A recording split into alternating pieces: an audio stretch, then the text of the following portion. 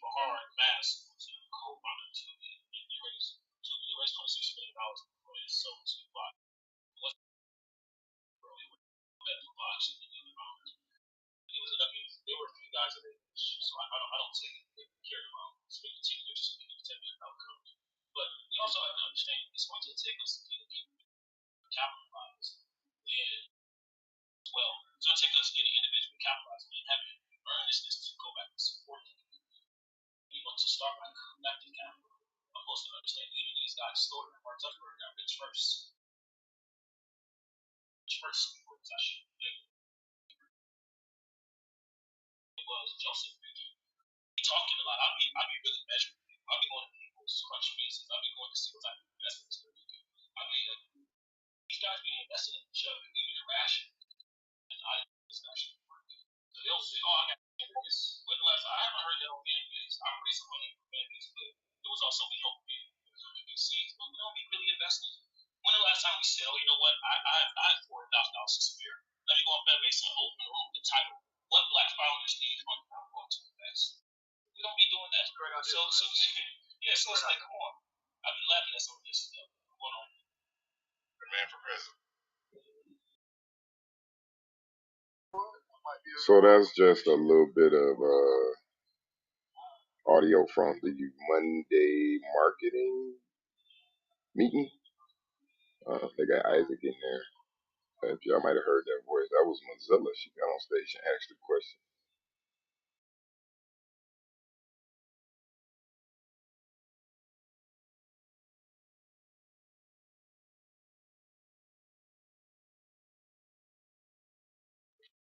Hello, CMB. How y'all feeling? How y'all?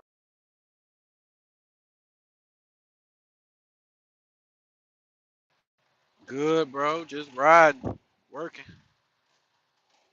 I ain't gonna lie, bro. I couldn't really hear that like the, the it was a little scratchy. Yeah, my audio's fucked up. I got to download the shit Eddie got so I could play it more clear. I was listening, but it was hard. I ain't gonna lie. Yeah, they was just talking about leveraging our black buying power, being able to remove it from one sector and put it in another sector because that's our collective power. That was one of the things they were Oh, that's dope. Cause that's what other people do, saying. especially Right, in the market. and also us investing in each other. You know what I'm saying? So it's an interesting conversation. Maybe having some interesting topics. Yeah, that's a real conversation right there. Us investing in each other. For us to do that, we gotta trust each other, and we have to show each other that like our businesses are sustainable and are ran properly. Well, we also got to come to the table prepared to be invested in, right? Because even if it's a private investor, right, you still have to provide some type of analysis on the business, right? A 5 year plan, a SWOT analysis, like what's the strengths, what's the weaknesses, what's the opportunities, what's the trend in that market, right? So I was pursuing an investor for the virtual reality arcade, right? It's a very simple business model. I forget the name of it, but it's basically like family entertainment. Um, it's a specific name for it, right? But it's really a building and the equipment. You know what I'm saying? But I put together an entire PowerPoint to present to the investor that shows the trend of that market, right? So we got to also know how to present our investment and know what the 5 year projection is, where the market's going. Like we got to know how to get invested in.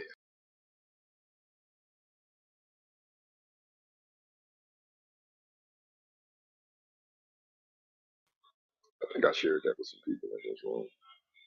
I think I sent it to you. Did I send it to you, Ray?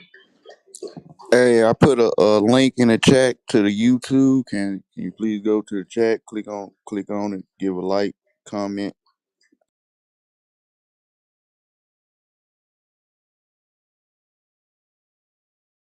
Hey, I'm gonna tell you what's funny, right? When you so one thing is you can be in two rooms on Fanbase, which is neat.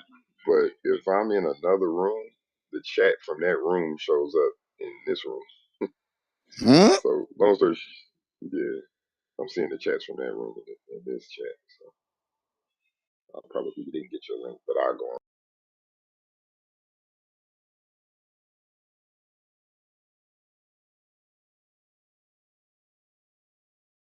Yeah, I know. Sometimes I put something in chat, it'll just disappear right in. Yeah, yeah, I it's just a went work to in the progress. YouTube and I heard what Joe said. I'm like, damn, Joe just said that shit. But really, but really, it was the YouTube playing. I'm like, damn, Joe just said that shit. It's a glitch in the matrix.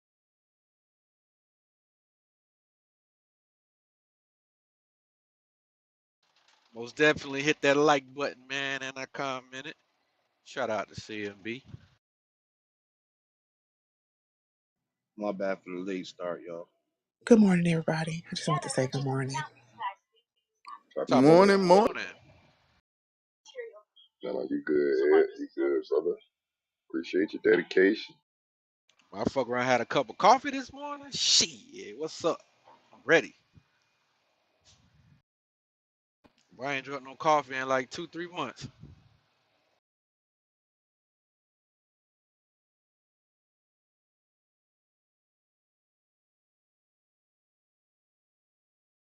Feel like goddamn What I Gucci say, I man. be sipping coffee, but I don't be sipping coffee. You know what I'm Bitch, I might be on a fucking caffeine. Hey, I want a CBD infused coffee. No, that's And too what much you for gonna do me. with that? That's too much for me, bro. You must sell Nutrient. it. No. It'll help you focus, right? So you get up, you get your coffee, you got your caffeine, a little bit of CBD in there to help you focus. I used to take CBD in the morning, man. I like CBD. It's good. Well, I can get it. I just know people that like certain people that smoke weed and drink coffee at the same time. It don't to certain people it just don't blend, but certain people it do just well for them. Yeah, if I'm one of saying? them, You don't seen old blend. boy page, Chico? What happened? I say, man, you old buddy, they be coming in here, but that nigga got taco seasoning, like steak seasoning. And shit. Yeah, I want to try that chicken batter. I ain't gonna hold you. What y'all talking about? Sorry, that's what you talking about, right? Oh, you talking about inflation? Yeah, inflation. There you go. I'm Yeah, bad yeah, with name, my nigga. You know I'm full of that shit right now. Just bad with name. That nigga right there, yeah. Oh yeah, I fuck with inflation, man. He be hustling. Like I said, that nigga got taco seasoning, steak seasoning. I say, boy, look at this shit, man. Oh, he sell his own seasons? yeah. Nah, Chicken batter. the infused shit, Chico, you know Oh, what I'm yeah, talking yeah, about? yeah, yeah, yeah, Yeah, yeah, yeah. yeah. Hey, I wanted to talk about. Well, I'm gonna do it. I'm fucking with him on the Hey, purchase agreement. me too, nigga. I want one too, nigga. That's the revenue, income. Get 10 back. Yeah.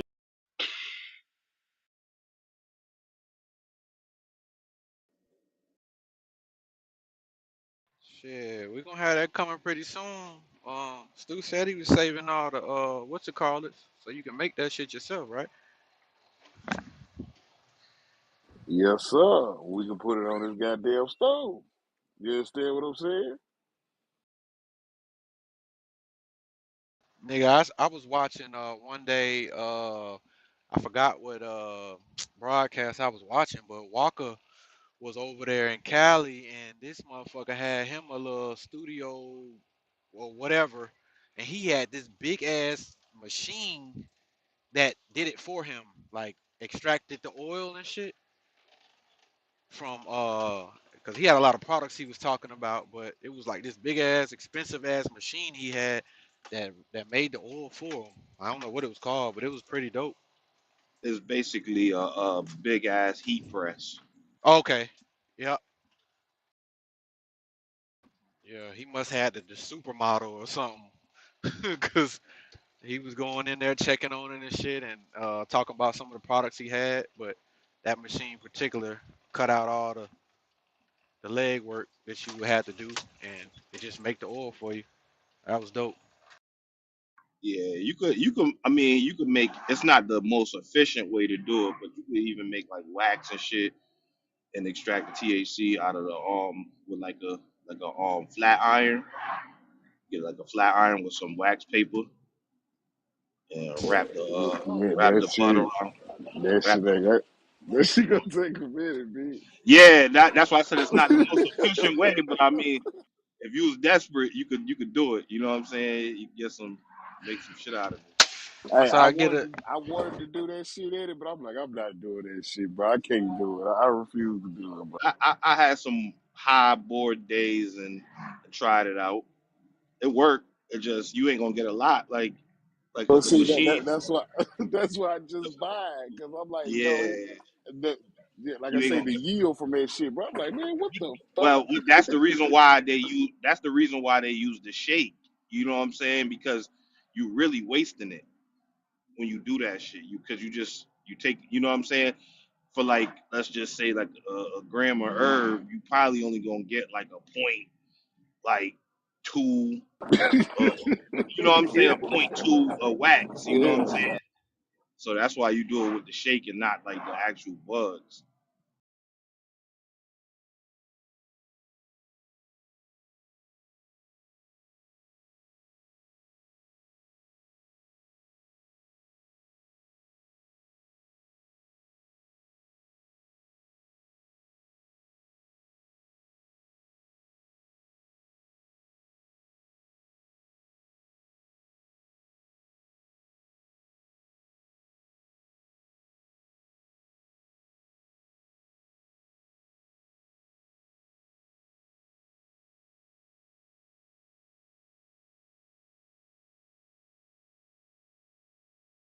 Yeah, no, that's about the only thing I haven't done. It. I said, man, I ain't doing that shit. Nope, nope, nope, nope.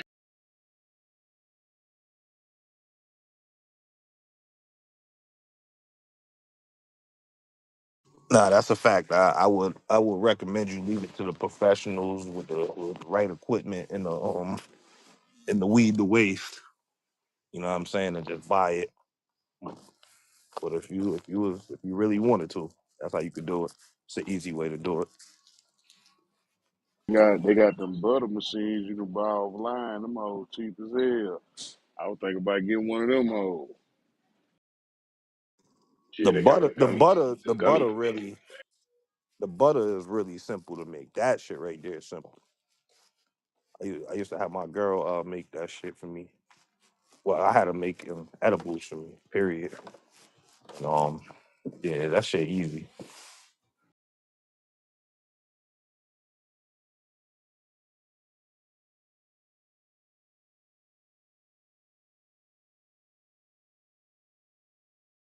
So one of my nephews make that shit.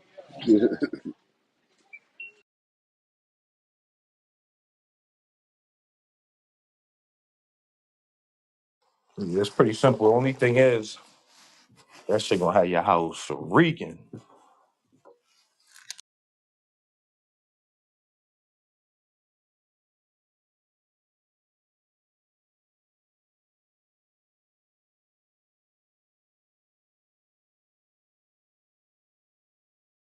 Like I said, used to be a girl I used to get them Kool-Aids from Chico when you was saying that shit. She used to sell them all. Yeah, that's funny you say that. It's a chick out here that sell a bunch of edibles. That she sell like the pouches, like Capri Suns almost. It come like that. Now she had the little plastic, probably about maybe 8 ounce motherfucker. You know what I'm talking about? The slim one. Yeah, yeah, yeah.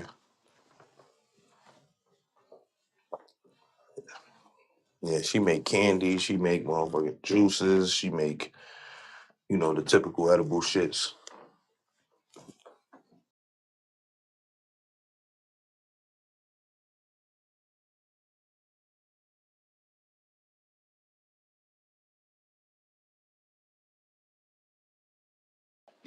But like I say, nigga, I never know if the motherfuckers work because I'm already on it, man.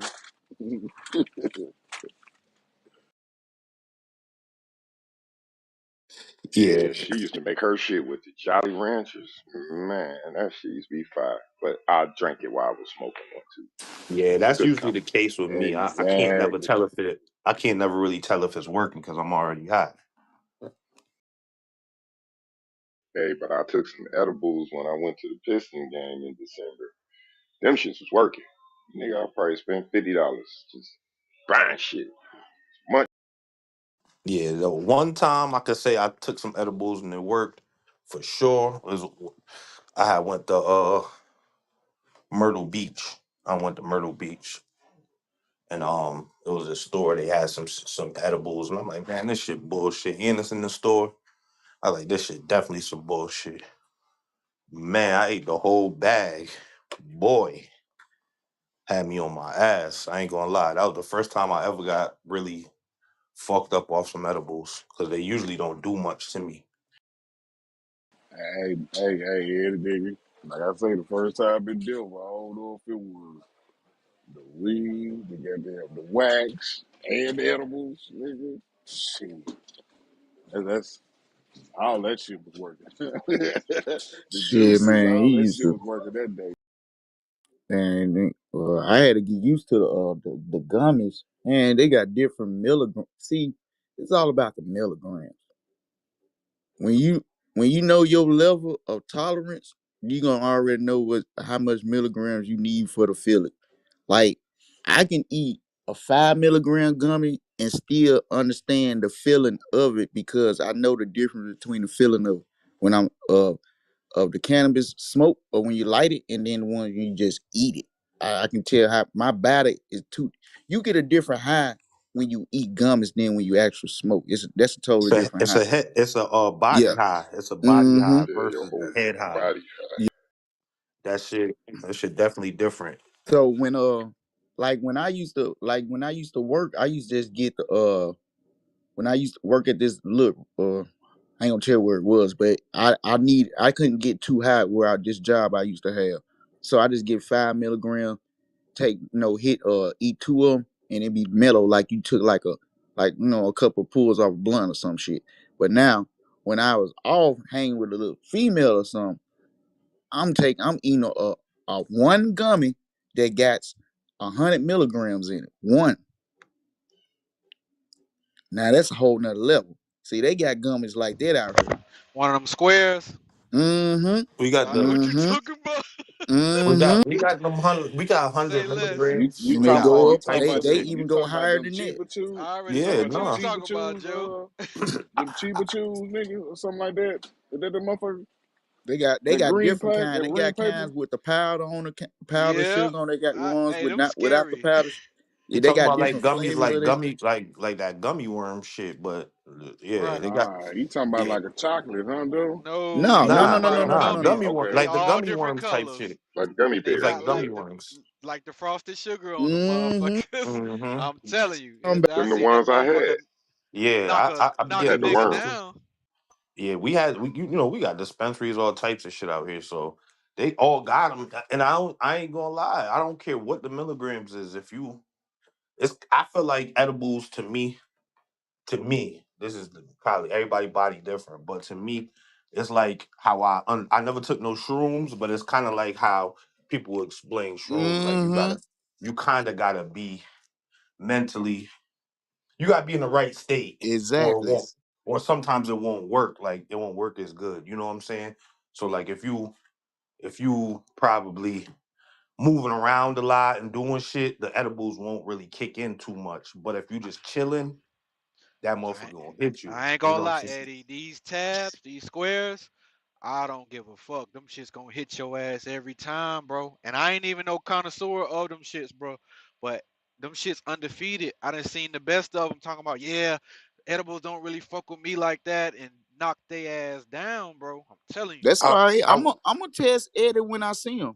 I'm I gonna would Them have test to him. try squares, them. Like I I'm said, gonna bro, them I test him. didn't try every goddamn product in the world, but I've had, like I said, we got medical and recreational dispensaries out here. So I Oh don't. yeah, yeah. You I, I see, I'll randomly go in there and just ask for the hot. Like The once in a blue moon, squares, bro. I'll be like, let me get the highest shit you got. You feel me? Because I just be wanting to feel how that shit feel because I could never. It would never affect me. It would never affect me. But These that one time, motherfuckers. Whew.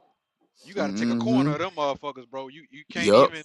I seen it knock a nigga down, bro. Them Undefeated squares too. ain't no man. I don't. I hey, thought, hey, I ain't gonna lie, bro. I thought somebody put something in that motherfucker, bro. I was like, ain't no way in the fuck. And then some of I'm them be nasty too, cause they so potent. You taste the, you the taste the weed. You straight. taste the weed. Yeah, I know Hey, what you're talking Yeah, Stu, about. them strong. See, but that seemed like that's more like the ones that I've had that tasted like that was like the homemade ones more than the that's what them ones in. motherfuckers look. Hey, I gave Stu one. He ain't never get back with me. He probably ain't even fuck with that shit. He about to throw it Hey, away. I gave that nigga a warning. I said, yo, with these shits, bite your little corner off and go on about your business. Don't take He, the whole don't even take half of Yeah, that shit. don't big dog this shit. he said this shit right here. This Right. shit here, nigga. Something else that'll knock you down. I don't know if you'll try that THC syrup. Yeah, The I one done that come had in the all little that bottle. shit, It come Joe. in That that I little done had tiny all bottle, that right? shit, Joe. that shit It come I there. in done the had it all come in Lean. that that little shit, small Joe. bottle. You talking about? It Yeah, look it like come. lean. It Yeah, it look look like like lean. lean, but it's not. Look like what? Look like lean, but it's not. Yeah, yeah. It come in a little bottle. Yeah, I know what you're talking about. I'm telling you, Joe. I tried a lot of that shit. I Which just one don't you think. did? You try the one that's a thousand milligram? Yo, I try every time I get an edible, I never get no baby shit. I always get the highest joint they got. You know what I'm Cause saying? I about So to say that I can't tell THC you syrup. what I can't tell you what the milligrams was, but like I said, I don't know. Like for everybody body different though. You got to remember that. And it's not the tolerance. It's not that. It's just your body. And for me, I don't know them shits. I got to take a lot for me to really feel it. Other than that, I don't really feel it.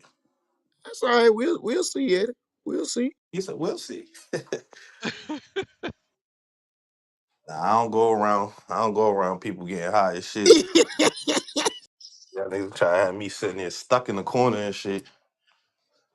Nah, these motherfuckers undefeated. I am not bullshit. Nah, like I said, I'm not no edible connoisseur. I don't Oh, really. okay, Yeah, okay. That makes yeah. sense. You That Me, get makes what me I'm saying? either, I'm just bro. talking about the ones I've tried. I'm just talking about the ones I've tried. I'm not. If I was to go to, well, I don't even really like the dispensary weed like that. But if I was to go to the dispensary and get something, it's gonna be usually, to be honest with you, when I go to the dispensary, I get I either get some shatter, which I don't fuck with like that no more. Not for no reason. I just don't feel like that shit too expensive. And then or I get a vape pen because I'm about to work like the job I'm doing Yeah, now. It's second shift. I can't be smelling like weed and shit I like ain't that. So really, I I ain't really just hit been the in pen. too many dispensaries, but that one in Vegas was pretty nice. It was pretty dope. I was y'all ever able to. tried a THC toothpick? He said This nigga THC Joe, toothpick. boy. He No, what? I'm being dead serious. No, These I niggas, believe you, but these nigga, niggas, I don't go to that extent. nigga, these niggas getting hey, these niggas getting worse than Supreme. hey, This shit. yo, you can buy at the dispensary down. You can. They got them in Michigan too. They probably got where y'all at. Man, they got toothpicks. Man, that motherfucker just put that motherfucker in your mouth. You will be mellow as fuck, bro. You can go Pause. everywhere with a toothpick in your mouth. Be mellow as hell off that joint. Pause. See, that let me know you a pothead. You a Nah, pothead. I'm a real connoisseur. I tried, man. I you ever tried the diamonds?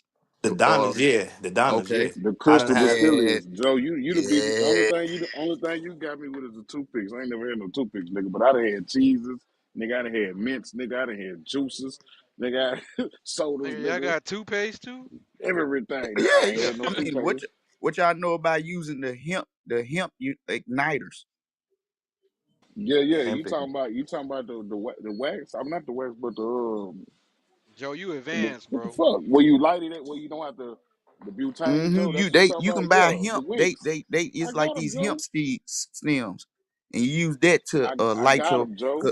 I got Yeah, them where you because put. I got them where Yeah, you so put you the don't wick get inside of it, Joe. it's so you You feel don't me? You put. it's so you don't get the butane. You yes, don't inhale the butane. Yeah. Hey, but you feel me, Joe? I got the one where you put the big or the clipper light inside of them. I got both of them hoes, oh Joe. yeah, Yes, you sir. you in there? Yeah, like I said, the whole thing you got me with that toothpick. I ain't never heard of that shit. Had ice cream yet?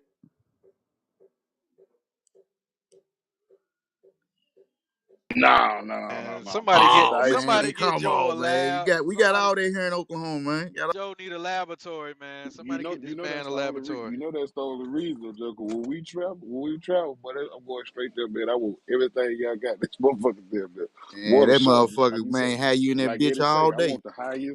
I want the highest THC Well, though, I hate to nigga. see y'all niggas when y'all don't smoke. Hey, believe it or not, man, I'm the same goofy ass nigga, man. Like Y'all motherfuckers be angry. it's me. Motherfuckers be Joe Pesci, like, man, like the stickers. No, and next time I go into one of them store, I'm gonna make a video of it, of all the shit. You know what I mean?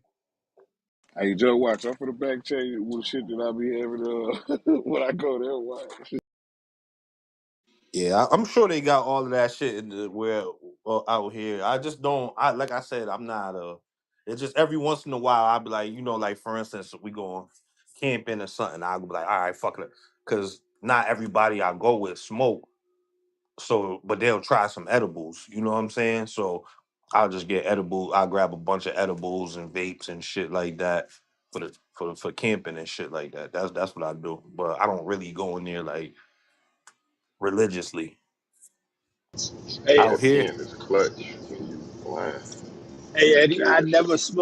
I never smoked weed, but as soon as I found those edibles, bro, see what I'm saying? every I day. know a lot of people like you. They don't like the weed. They don't like smoking weed because it make them cough, and they're not smokers. A lot of them Yep. ain't smokers. So I get it. So but they'll try an edible. They'll eat the edible. They're like, it's not the high, it's the smoking. So I Matter of get the fact, edibles, Eddie, and everybody be fucked up. them damn red eyes crept up on me with the edible. I was like, damn, these motherfuckers turn your eyes red. hey, I ain't, I had one yesterday. I thought I was, bro. Yeah, I think I ate way too much of that bitch. I got all hot, bro. Yeah, that shit wasn't good. Kev said, yeah. Yeah, that the one like I said, Oh, that one time ate that whole pack. Man, that shit had me hearing voices, all types of shit, bro. I was having a panic Motherfuckers attack, having bro. heart I was palpitations. having a panic attack. I ain't gonna lie, that shit gave me a straight panic attack. Nigga be like, Mabutu, who's at the door? Man, I'm hearing Eddie. shit.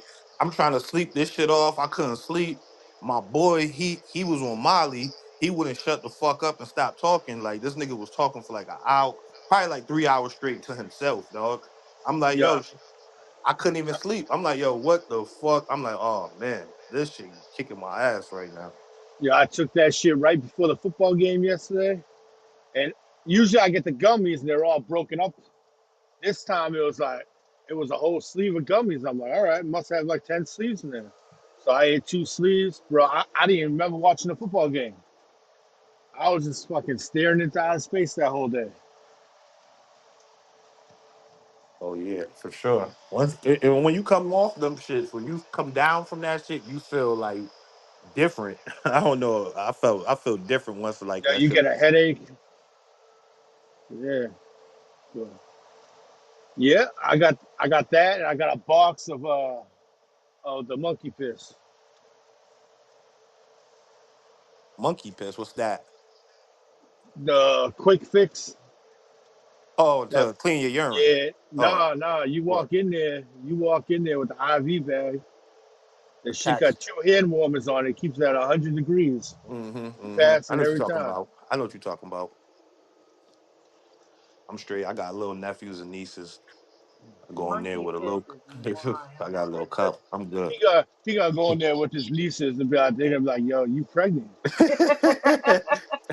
I ain't gonna lie, I did that shit before, and I was nervous as hell. Like they something like they could, I don't know, if, cycles and shit. I don't know what they could tell. I'm like, man, I don't know if they Yeah, like, this is this is blood in here.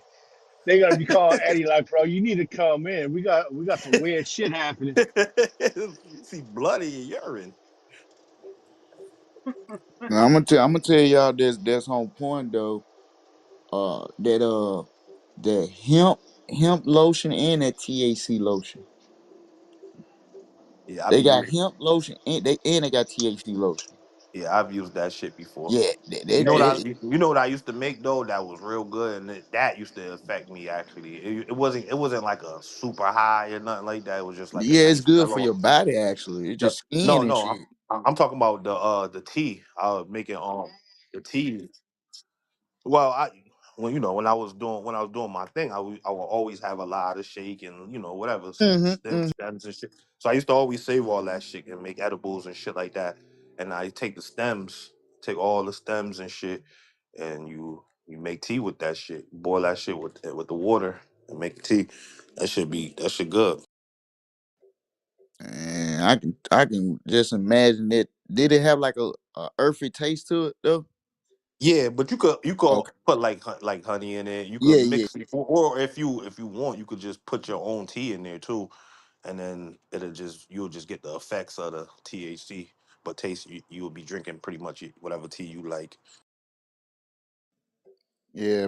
So you know I'm a social equity member, and they said that CBD and cannabis infused beverages is the biggest growing market. That shit blowing up. Yeah. Oh yeah. Yeah, I could agree because I ain't gonna lie, like them shits barely they got me like a little nice like. But the chick that I was saying that's out here, she in the summertime she got the slushies, like little bag slushies, like the mixed drink shits you would get at the liquor store, but like if you freeze them, they turn like slushy. She got like that,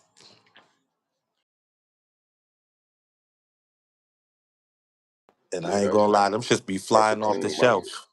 Them shits be That's a flying off clean the market. shelf. That shit sell, bro. Old Hell girl used yeah, to make her shit. She used to make her shit with Jolly Ranchers, man. That shit used to be so good, bro. In the summer, hot. Oh my god.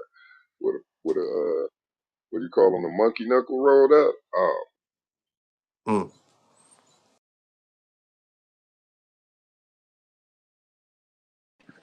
Gorilla fingers.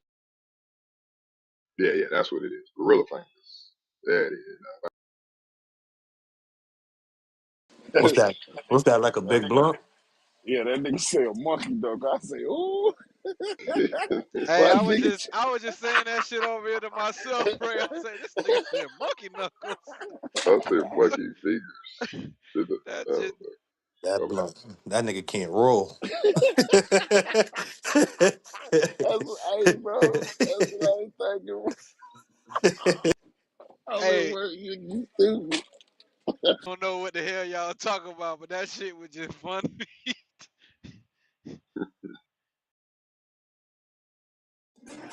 Hey, somebody check the chat out. See this weird extract that I just got that was received to me. Just a little small clip about what you can do with rice water and banana peel. That shit disappeared from me. It's Shit, doing I that don't even still. see the chat on my. I don't even see the chat on my shit. Bottom down here. Disappear as soon as I put it.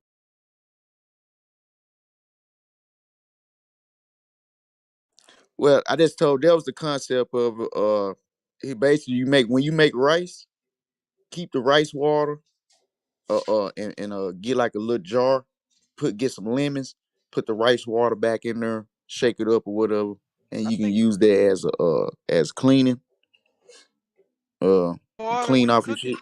the the water was the I think it's the starch for, from the rice, huh? nah, That make it good. the rice was for your hair. The rice water he said you could use for your hair. He said the lemon with the vinegar, let that shit sit and then pour it into a strainer and then that shit used You for heard cleaning me? products. Yeah, How that's it. how do That's it. you how do you get the water from the rice though? When I cook rice, that shit absorb the water. Yeah, you know that boy rice wet as hell. He making like rice balls and shit. I Yeah, I think. What never. the Hold on, fuck? hold on. You must use a I lot of He water. may. Hold on. They may be talking about the bag rice, the mini bag. You feel me? Nah, he had a pot Nah. with some rice. Yep, he had a That's it. pot with rice in it. Oh, my fault. I'm sorry. My bad. I should have said. You drink.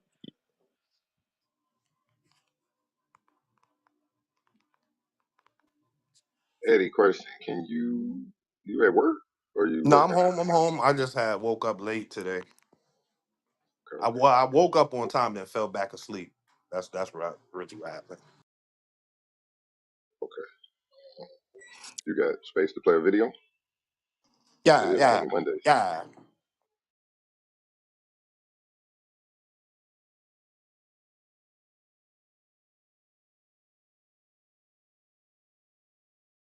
This gonna sound weird, but can somebody please double check and make sure that the that report went to the right place? Because I don't think I put it in the right place. What report? The a little bit of start. Oh, you had recorded it. Just most of it, not the whole thing. Just most of about time when they got to the part of talking about the hospitals. Mm. I fell back asleep. I didn't even hear none of that. My bad. Nah, you good. I was in here. I looked. I said, okay, he ain't in here. So I just dipped down and just started. Oh yeah, salute to you, Joe. Yeah. I just gotta learn how to put them in the right places, though, Ed. I don't be putting them in the right spots. You go on Discord and go to clips. I just go to no how it's set up on the app. It has to go to right to Discord. It's a button for Discord, and then I can't change it, and it goes directly to. So I gotta figure out how to change it off the app before they have it go to the actual clips because it is like a direct line from net to Discord. So I don't take it off there and then put it on. I just take it directly from there to Discord.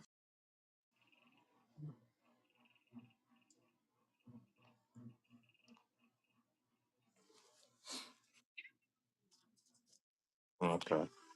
Yeah, you gotta work with it. It Yeah, I should gotta be work easy. with. You should put at the top left. It should have arrow to go back and then look at the channels in the Discord.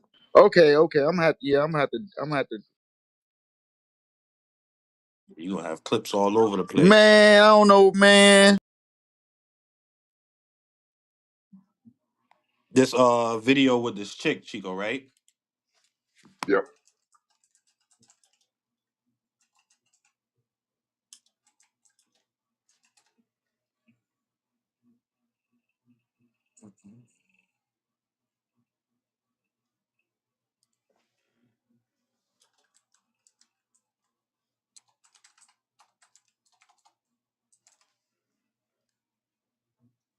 Damn, I'm trying to give all my eyes. It's not giving them to you. That's crazy.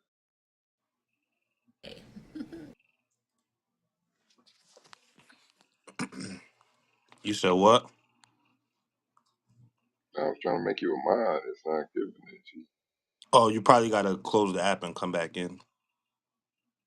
They be Shit. doing that sometimes. I don't need a Shut this mod shit though. It ain't down, that man. big of a deal. I don't need a mod. That's straight. This bitch blow up is 84. They ain't gonna close as long as you come right back in. Yeah. If Phil does a couple of times, he'll leave, he'll come back, and the room will be fine. Hmm.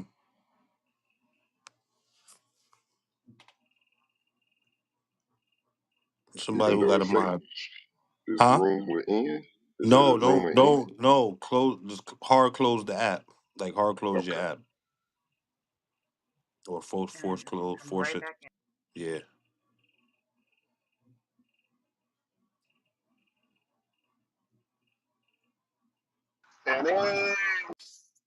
Stu, Good what up, morning, my boy? Stu. Good morning, Stu. You on the road today? You working? Yeah, knock this shit out, my man. Knock this shit out. What's up, Miss Sindel? Good morning, Stu. I'm good. How are you? Yeah, we gotta get News Our City popping, man. We gotta get News Our City, man. We gotta get you up out of that situation, man.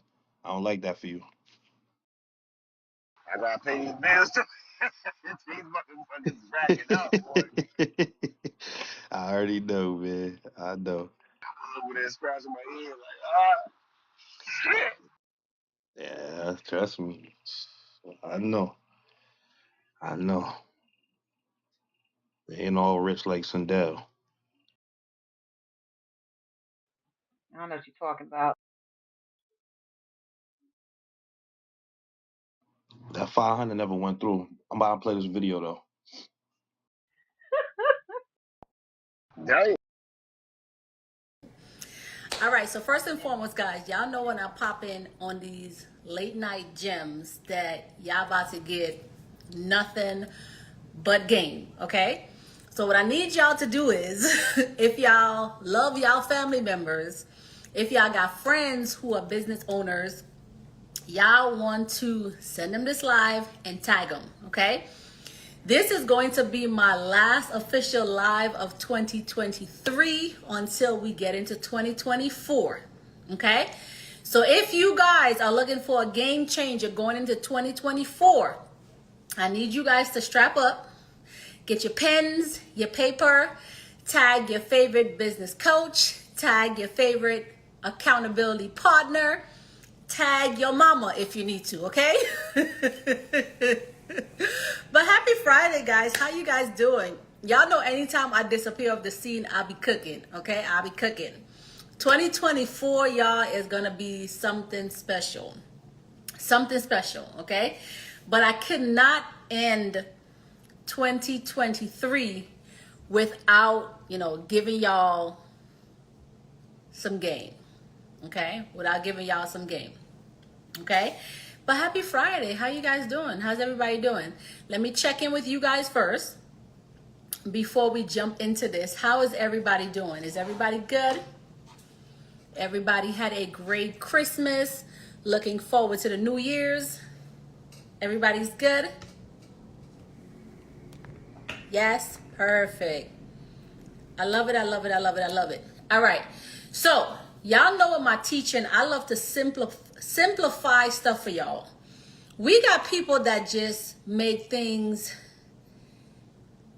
more complicated than it needs to be, okay? Way more complicated than it needs to be, all right? I'm going to simplify things for you guys as far as what's happening in 2024 because I'm sure you guys already see a bunch of people talking about it, right? A bunch of coaches, a bunch of business owners, social media influencers, however, okay? Already talking about this, okay? So let me jump straight into this because I want to read this for you guys and then make they say write the vision and make it plain. Write the vision and make it plain. I've watched so many of these videos where it's like people are trying to scare y'all straight. They're trying to scare y'all straight, okay? But anyways, I got y'all, okay? Write the vision and we're going to make it plain today, okay? So first, I want to talk about what's happening starting January 1st, 2024, okay?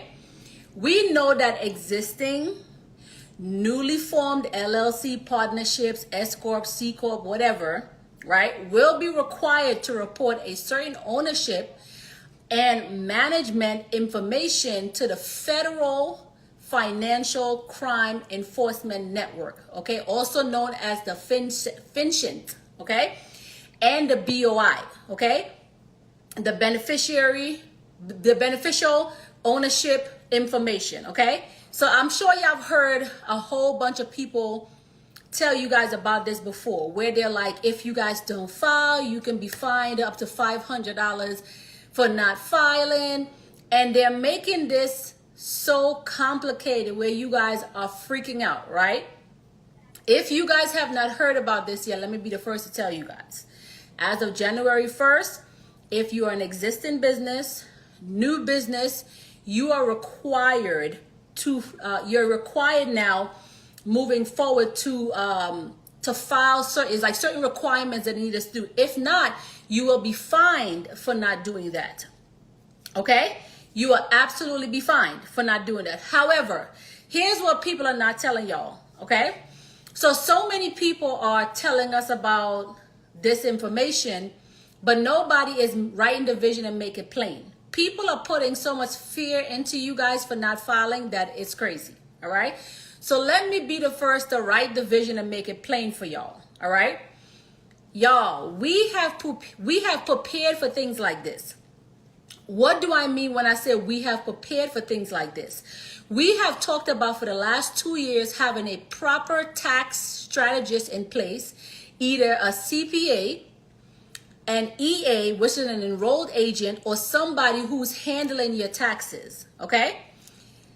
Number one reason why I am not freaking out, okay? Number one reason, I have currently about 8 companies, I want to say, 8 companies. 8 or 9 companies, because some of them I'm just building our business credit for, right? Reason number one, having 8 or 9 companies and not freaking out about what's happening January 1st is because I have an amazing tax team behind me, okay? My EA, what people are not telling y'all, they just saying, oh, y'all can be fine, you have to do this, you have to do that.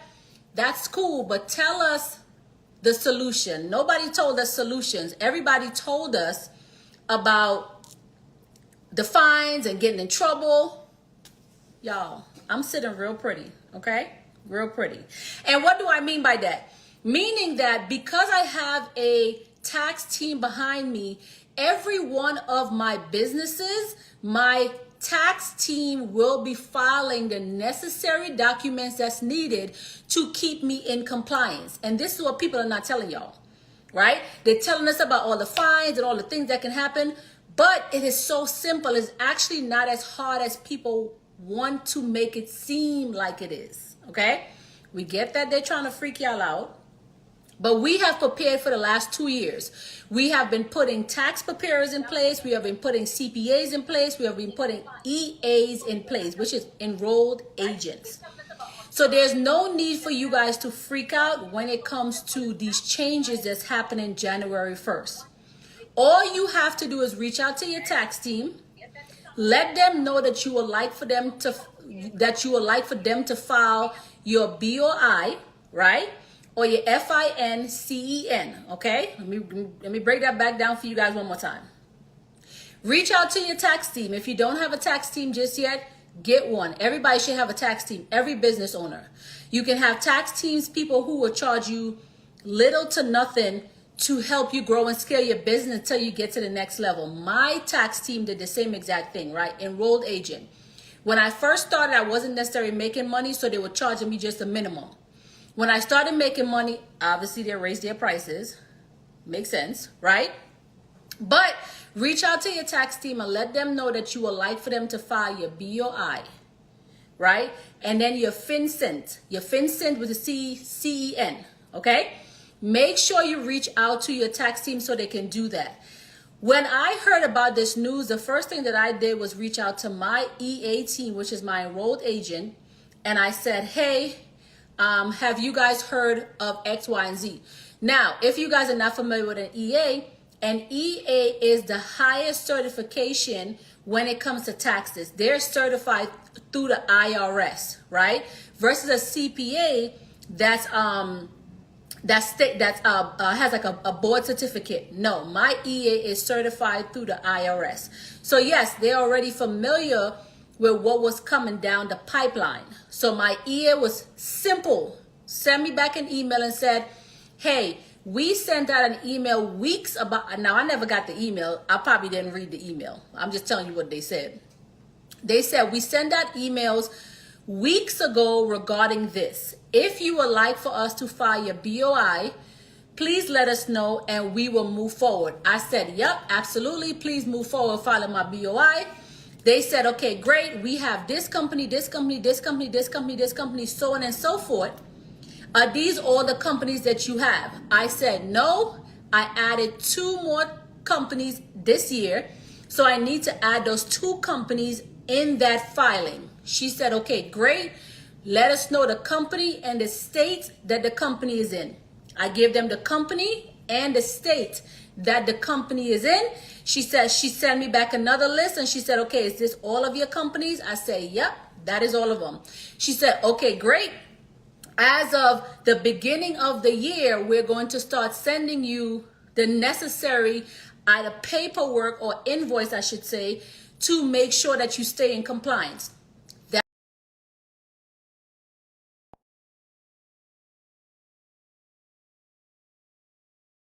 So Chico, how would you go about finding a EA? Uh, so that's an accountant, right? So I use Ink Authority, that is who I work with. So I do mine through Ink Authority, which is partnered with 1-800 Account.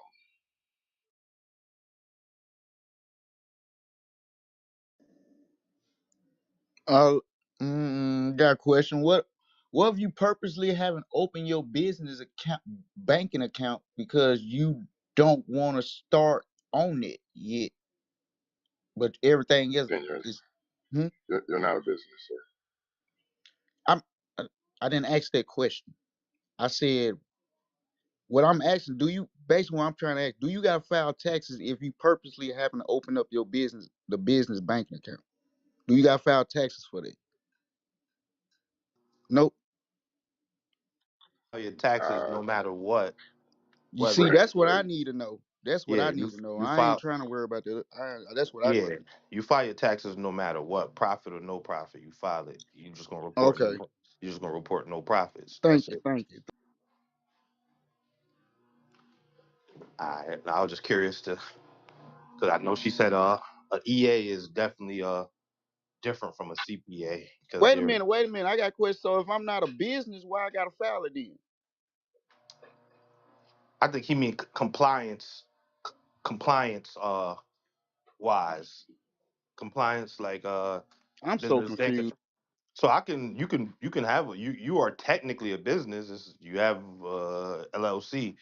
You can do transactions, but if you sending those transactions to your personal banking account or just to a random cash app or whatever like that, that's not gonna be uh it's probably not gonna be good for compliance issues. So if you want to get a loan or anything like that, it's going to be a little bit harder when you versus just having your bank account and have all your money separate and right there going through. Okay. Reason I need to know my appointment's on the 10th in February. They just called me not too long ago, and I was kind of iffy should I even bring it up because I'm purposely not. I purposely didn't open up that account yet because I'm more worried about CMB right now. But when I know when I get Fico Lindenberg, that's a whole nother situation. So I didn't want to be juggling shit. So uh Yeah, I mean, technically I do need to file that. yeah, you're going to file and they're Okay. just going to ask So you I to think you send get over. I think you get business account and an actual LLC confused, bro. I You Yeah, got know what I'm my saying? LLC and I my know. EIN. That's yeah, so you the are That a I business got business. that. account That's is took I just, Fuck got the that. account. That's what I'm saying. Fuck the account, though. The account don't matter. You got a business, so we need to figure out how we need to file them taxes. You know what I'm saying? yeah. Chico was saying you're not officially a business. I think he mean it in the compliance from the compliance side of it. I don't know. He I'm could say still confused. I found what you mean, like compliance. So like if you want loans and grants and things like that, you got to be in compliance. And part of being in compliance is having a business bank account for that business. So you can still make money. You can if you want to just do some open up a hood store and go sell fucking t-shirts out of it. You can do that if you want, but then later down the line when you go for funding and shit like that, it's going to be a lot harder versus if you had a business bank account and all that shit, you're already in compliance. You can get grants, you can get certain things that you need to be in compliance for. So that's it. Like you can still The white people, Joe. your asked them on the Don't take 10th. the financial I advice asked them from on me, the brother. 10th. I don't know what he talking about, but Don't listen to him, Joe. By yeah. Put no your means. seatbelts on. Here we go. Shit, I don't know what he talking about. But yeah, that's all Joe. It's just that's all he meant when he said that. It's not you are obviously a business. You have an LLC. You're just not in compliance because you don't got a business bank account. That's it.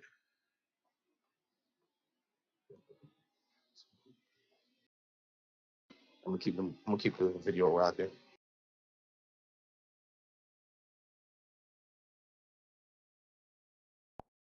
That's simple, right?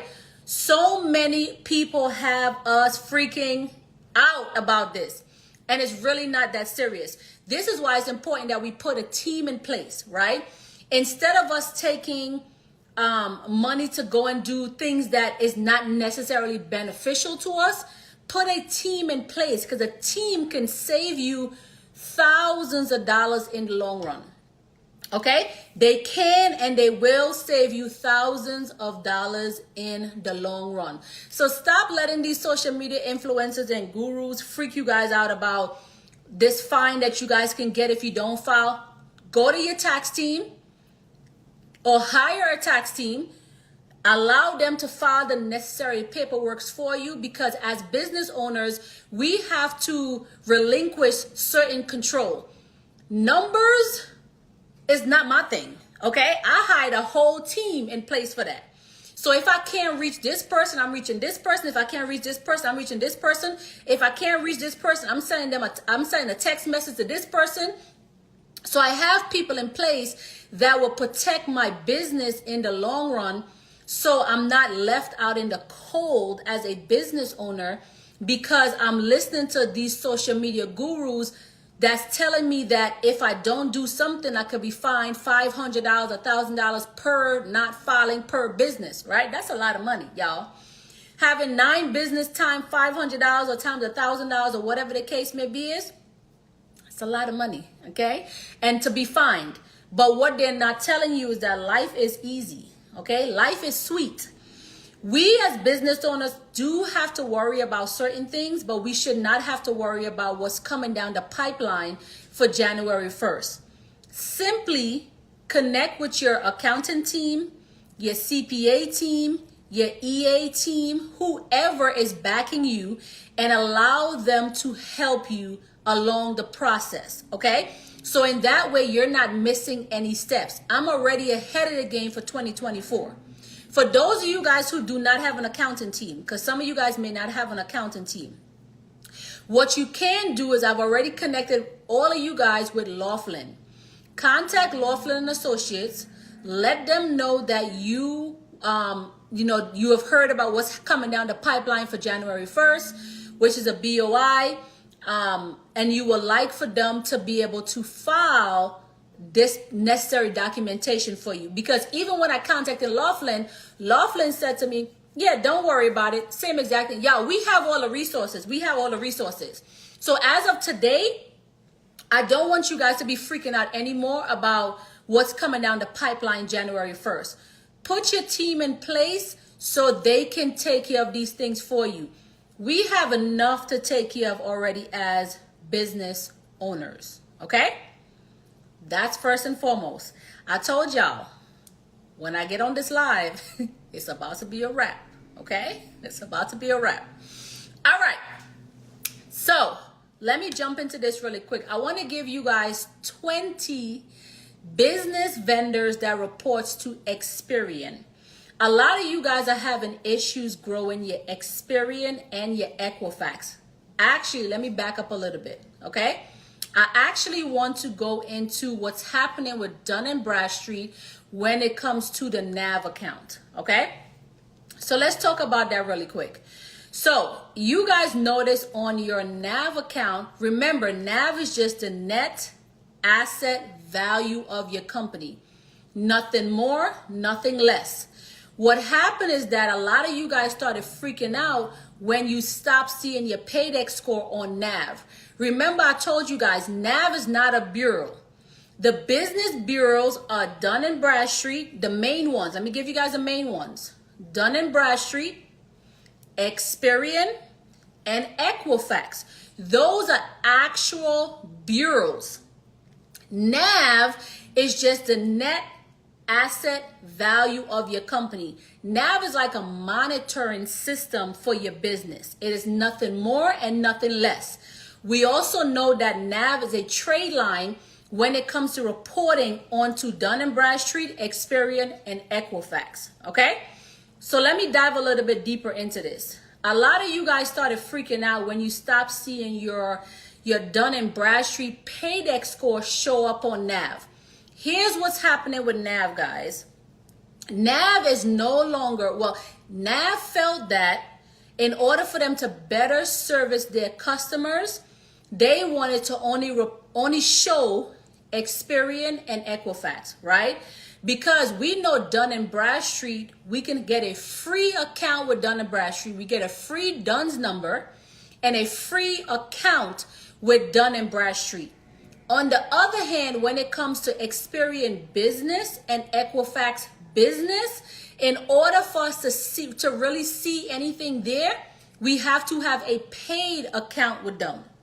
So NAV felt that in order for them to better service us as their customers, their business customers, they wanted to only show us Experian and Equifax. Now again, keep in mind, net asset value of your company, nothing more, nothing less.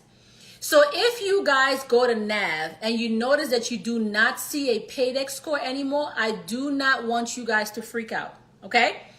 Paydex score does not come from NAV.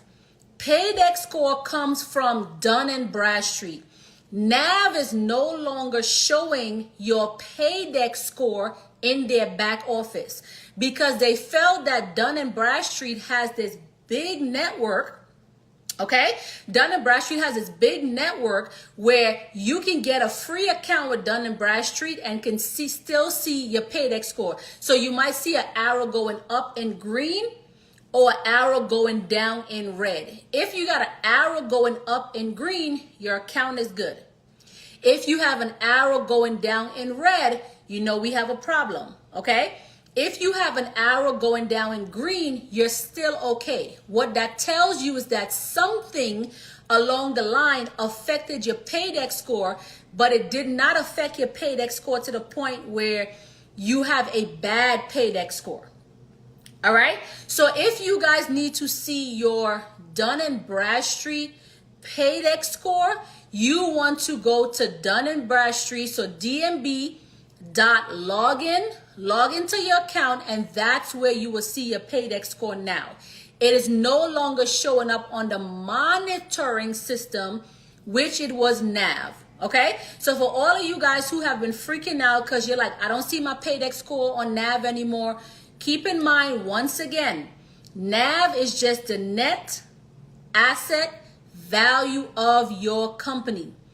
The major bureaus are Dun & Bradstreet, Experian, and Equifax. Okay?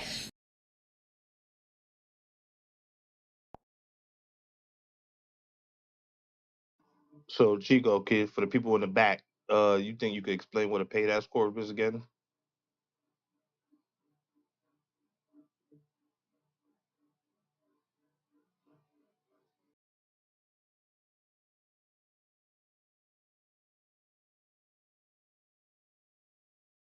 Okay, he might be busy. So as of 2 weeks ago, a week and a half, 2 weeks ago, you guys are only seeing Experian and Equifax show up on NAV. That does not mean that you do not have a Paydex score, okay? NAV is just no longer showing us our Paydex score through their monitoring system. We have to actually go to Dun & Bradstreet in order for us to see our Paydex score. Okay? So for all of you who've been freaking out, I'm here to tell you, stop freaking out. Okay? Stop freaking out. We're going into 2024 where everything should be a smooth transition. So don't worry about having a Paydex score on NAV. Utilize NAV, okay? Utilize NAV as a trade line. You pay for NAV $49.99 a month. It's going to report to Dun & Bradstreet, Experian, and Equifax. Dun & Bradstreet NAV have been reporting so fast that you do not need to keep them more than 1 month. 1 month. Keep it for 1 month. So if you are in a 30-day month, okay, let's go into December. December has 31 days.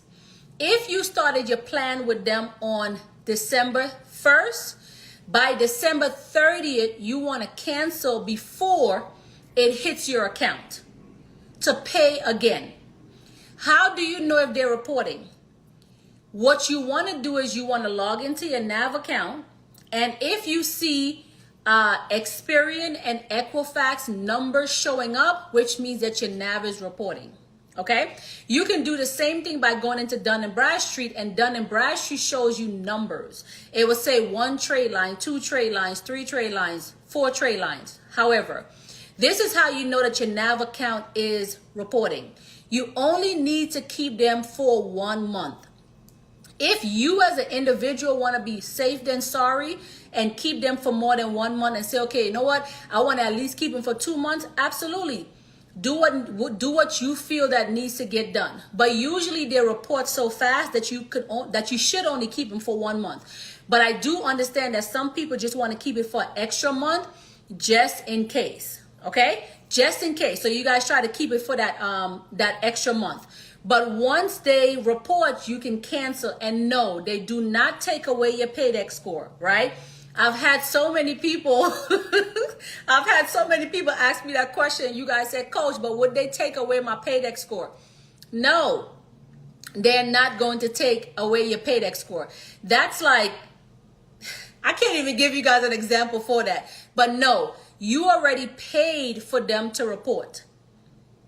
They report, you stop paying, and that's it. All right. So I just wanted to break that down for you guys when it comes to NAV. I want you guys to stop freaking out about not seeing a paydex score in NAV anymore. We don't need to see the paydex score in NAV. Remember, the major bureau that reports our paydex score is Dun & Bradstreet. DNB.login or my.dnb.login in order for you guys to see your paydex score. All right. So NAV is no longer showing us paydex score. Okay, great. I hope you guys got that, because I want to be able to make things super simpler for you guys going into 2024, because the things that we have been talking about for the last year or two is getting ready to be so different. So I don't want you guys to get lost. This is why I'm doing more breakdowns for you guys, because some of you guys are going to feel like you're being left behind, but I don't want no boss left behind. Okay, no boss left behind. All right. Okay.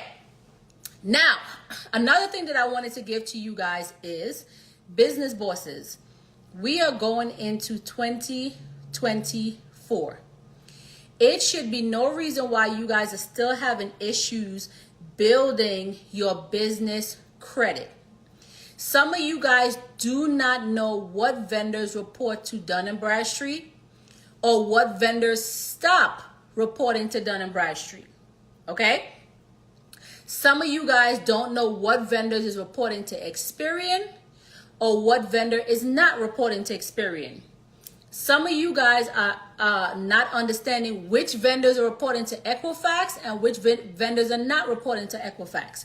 So what I wanted to do today is I wanted to give you guys a list of 20 vendors that reports to Experian Business. Very clear. Now, some of these vendors that I'm going to be giving you guys as well, yes, they do report to Dun & Bradstreet and Experian. Dun & Bradstreet and Equifax.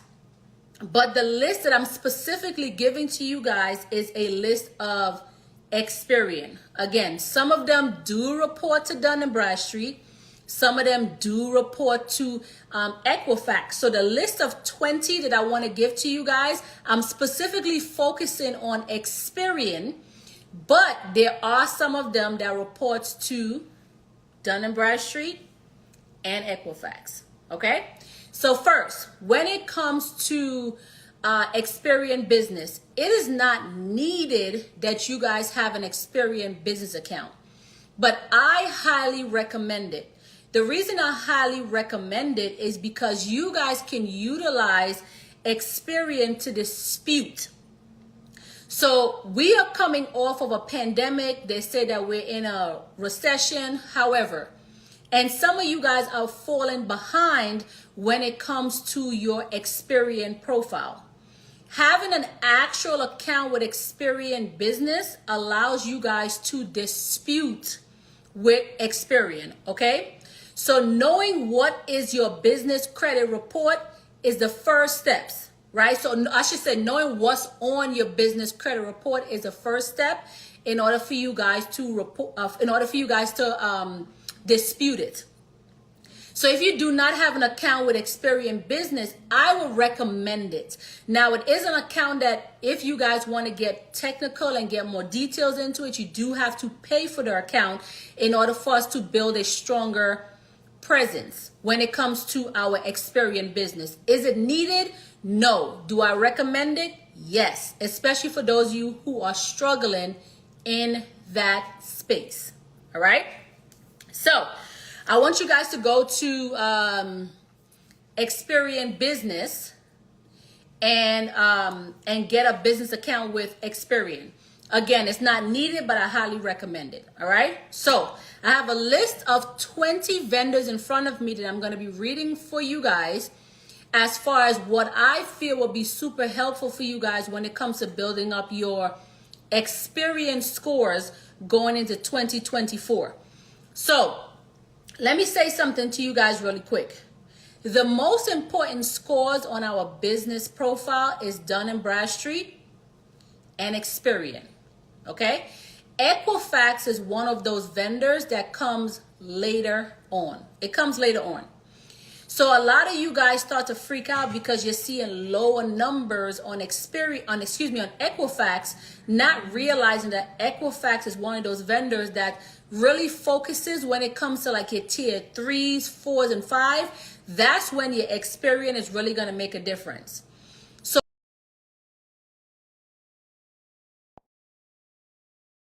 Any I check your business credit lately?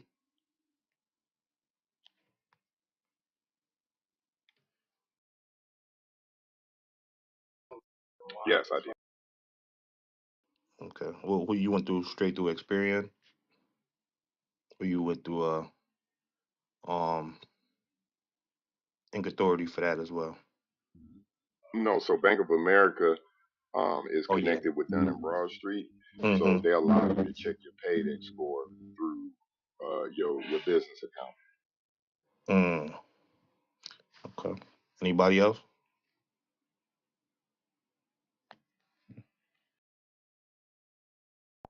So going into your tier 1s and 2s and 3s is where you should be focusing on Dun & Bradstreet and Experian. Now, I'm not telling you not to focus on Equifax. I'm simply telling you that it is not like a major thing, like how some of you guys are freaking out about things. It is not a major thing. Your focus is Dun & Bradstreet and Experian. All right. So let me jump into this list of 20 vendors that I wanted to give to you guys that reports to Experian. Once again, keep in mind that yes, some of these vendors do report to Dun & Bradstreet. Some of them do report to Equifax, but that is not my focus. My focus is Experian, okay? Because everybody Experian needs to look great, all right? So let's kick it off. Vendor number 1. Explore all you can do with QuickBooks. Get 50% off for 3 months. Northern Tools, okay? That's northerntools.com. And I know I have an accent because I pronunciation, so I'm going to spell it out for y'all. Right? Northern. Northern Tools. I hear the accent, so I just want to make sure y'all get it, okay? Y'all, I'm Trinidadian. I cannot help that. It is what it is, okay? Certain words, pronunciation, you know, it just doesn't flow as much as other words, okay? So Northern Tools is a good one. They have power tools, hand tools, and things like that that will be able to help you guys. All right, that's 1. 2, I want to give you guys, let's see, Tiger Direct. Okay, Tiger Direct. Tiger Direct. All right. Tiger Direct is a small business IT system. So if you have a small business or a business in general and looking for IT support, Tiger Direct is a good one for you guys. All right. Murphy USA is another one. Murphy USA. Murphy USA has like electrical supplies, like, you know, cords and things like that you guys, for those of you guys who are in the construction field, this will be a good vendor for you guys. All right. That's Murphy Supplies. Obviously, you guys know Laughlin and Associates. Let me spell that out for y'all, okay? Laughlin, okay? Laughlin and Associates, okay? That's Laughlin and Associates. Laughlin, what Laughlin does is that anything concerning LLC, like starting an LLC, and this is also where you guys get your black book from. So you know how that book that I showed you guys to get that black book, that's where you will get it from. So basically your corporate kit, you will get that from Laughlin. But anything concerning LLC, starting an LLC, closing an LLC, getting a registered agent, getting a business address, anything concerning a business, you guys will get from Laughlin and Associates. When you guys get to Laughlin and Associates, make sure you guys ask for Brent or Wayne. Let them know that Patrice from Her Secret Vault referred you guys, because you guys are going to get through much faster, okay? When it comes to having conversations, just asking questions, you're going to get through much faster. My connect is your connect, okay? I do not leave no man or no woman behind, okay? Now, another one, Uline. You guys are familiar with Uline. Uline was initially only reporting to Dun & Bradstreet, okay? 2023, Uline decided to, you know, up their game. So now they report to Dun & Bradstreet and Experian, okay? Now, again, I'm giving you guys Experian vendors, but like I said, some of these vendors do report to like Dun & Bradstreet, and they do report to Equifax. But my focus is Experian, because these are the vendor. This one is the vendor that you guys should be focused on the most, because Experian business is where all the magic happens, guys. All the magic. So all the things that you guys are getting declined for and not getting approved for is because of Experian. All right. NAV. I already talked about NAV. You guys are already familiar with NAV. NAV. They are a trade line. You pay the $49.99 a month. They report on your business. You can keep them if you choose to. In my opinion, a waste of money. But after they report, you guys can just cancel them. And no, they're not going to go back and take away your trade line. They're just not going to do that. Okay. Another one is Tilful. Okay, that's Tilful. Tilful offers like small business loans for those of you who are in that space of looking for small business loans. But obviously, you guys have to meet the requirements when it comes to things like that. But Tilful is a good one. Okay. Dell. So, you know, Dell Supply, for those of you guys who are not familiar with Dell, they provide like computer, electrical stuff for our business devices. So Dell is a good one when it comes to Experian. Okay. Strategic Network Solution is a good one. Okay. That's another one that will be able to help you guys with your Experian business. Penske, if you guys are not familiar with Penske is like a trucking company. For those of you guys who want to get, and let me give you guys a quick strategy. You guys can get trucks from like Penske and then use it for a moving company. So if you want to start like a local moving company, obviously I recommend getting insurance, because if something happened, you want to make sure you have your insurance covered. Okay? But you want to utilize Penske to start a moving company, right? If you're a father and you have a son and you're just trying to figure out what your son can do, have your son jump into the game with you. It's a great way for you guys to get your feet wet. All right. Sun Belt. Okay. Sun Belt. For those of you guys who are not familiar, Sun Belt. So Sun Belt falls in like the trucking, logistic type of field. All right. So Sun Belt is a good one. Like it provides equipment and stuff like that for you guys. All right. WEX Fleet Card. So that's WEX Fleet Gas Card. All right. That's a gas card when it comes to the Experian, as far as building up your Experian score. Now, again, keep in mind, like I said, some of these vendors do report to Dun & Bradstreet and Equifax, but that's not what my focus is on today. My focus today is vendors that report to Experian. I wanted to give you guys 20 vendors that report to Experian. All right. Next, HD Supply. HD Supply. This is more of like facility maintenance type of supplies. Okay, that's HD Supplies. In order for you to get to their website, it's going to be hdsolution.com. Okay, hdsolution.com. Right? 7-Eleven Fleet. 7-Eleven Fleet. That is a gas card. That is a gas card. That is one of the, so I would recommend 7-Eleven for a tier 1 vendor. Because they're really good when it comes to giving you guys high limits in tier 1. So 7-Eleven gas card. So it's 7elevenfleet.com. All right, that's 7-Eleven. All right, another one, eCredible. Okay, eCredible.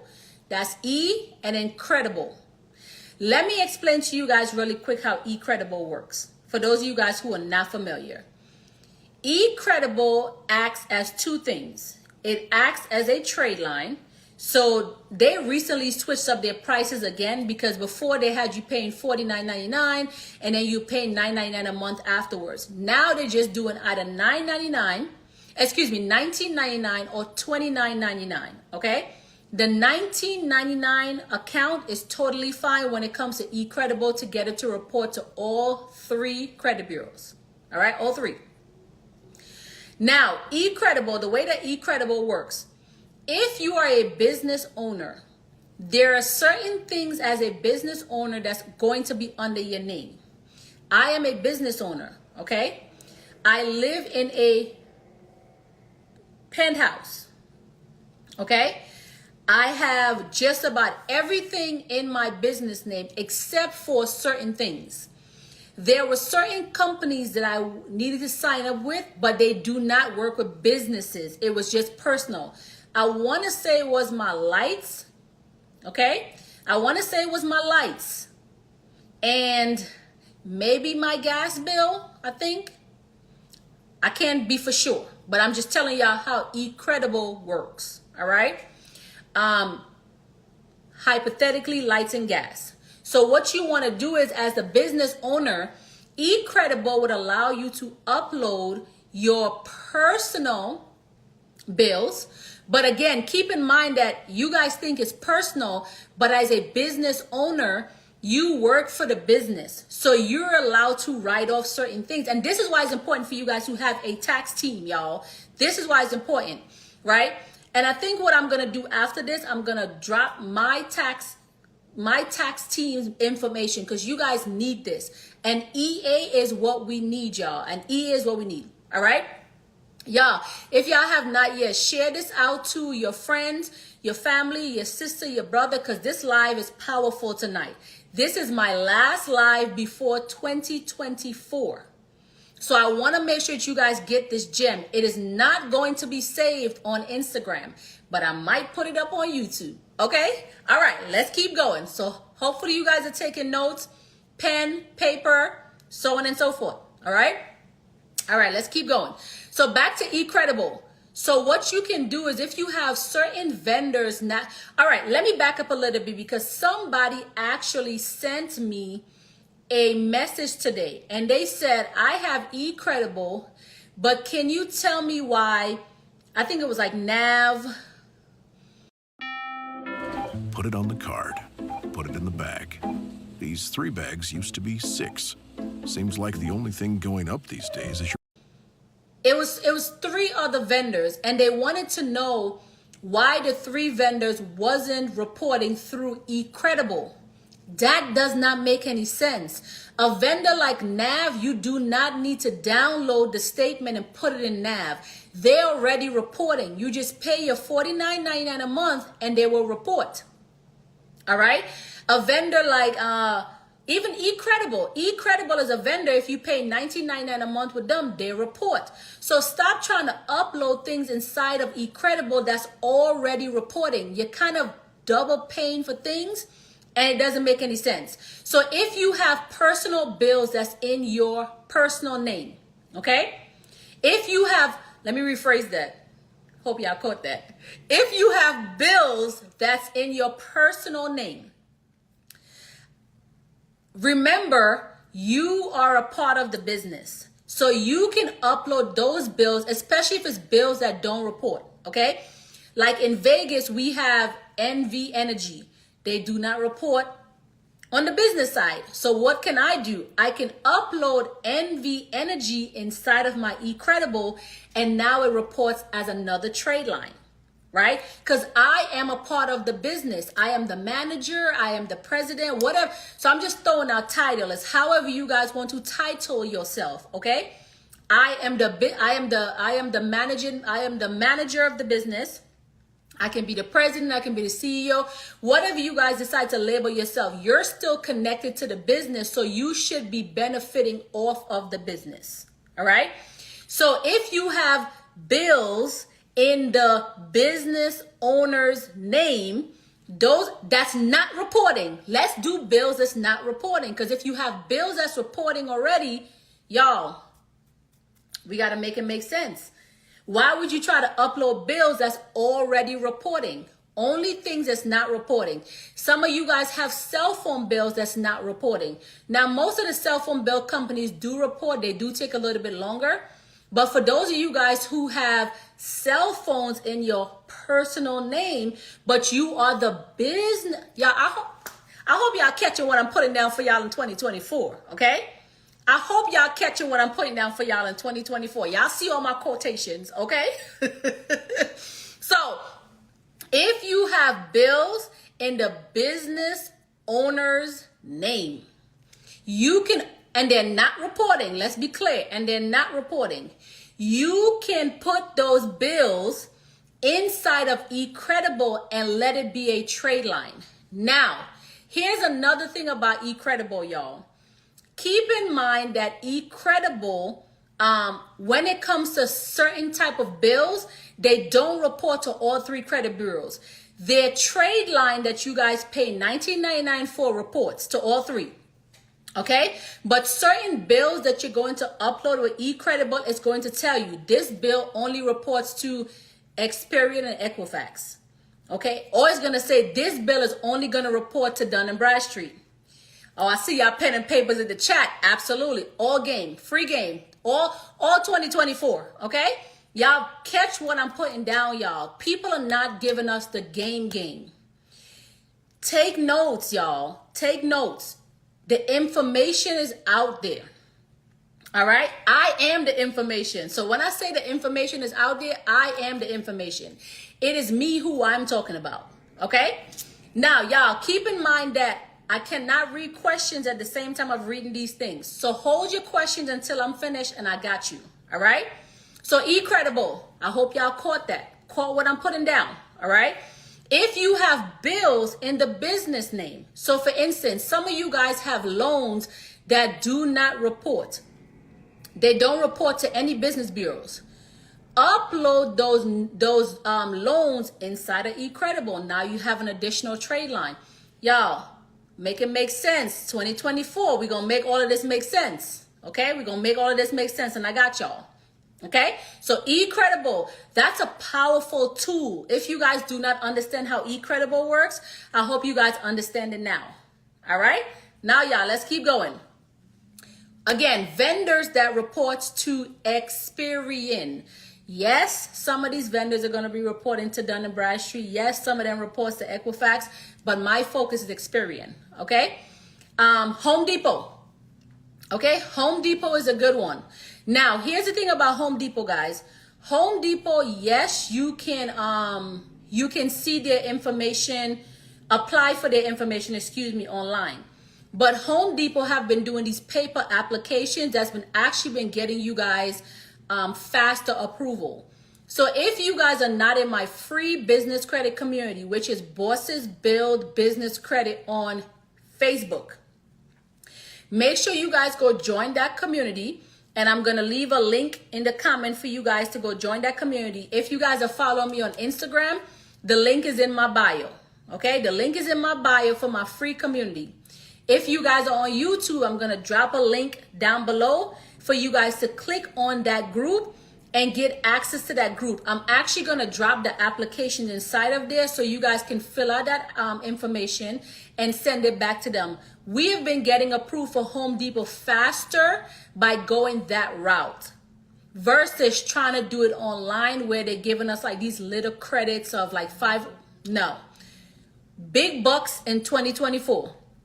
Okay? Big bucks in 2024. This is Freedom Friday, y'all. Freedom Friday. Take y'all notes. Pick up everything that I'm putting down to y'all. Okay? Freedom Friday.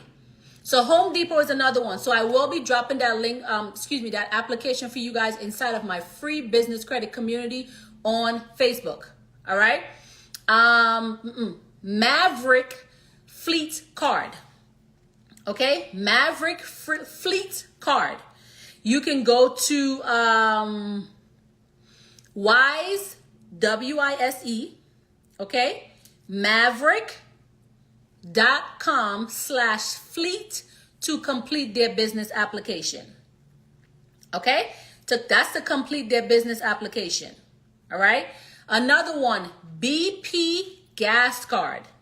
That is a fleet card, BP gas card. All right, BP gas card. Another one that's good for Experian is Sam's Club's MasterCard. Some of you guys get approved for Sam's Club store card, and then some of you guys get approved for Sam's Club MasterCard. When it comes to the MasterCard, you do have to make sure that your profile do look a certain way. Do not apply for their MasterCard unless you have an 80 paydex score. All right, 80 or higher, nothing below 80. And we want to make sure we have, before we were saying a 76 experience score, but now I want you guys to have at least a 78. The approval is much better. So for those of you guys who've been struggling with your Experian, here are some ways for you guys to get your Experian together.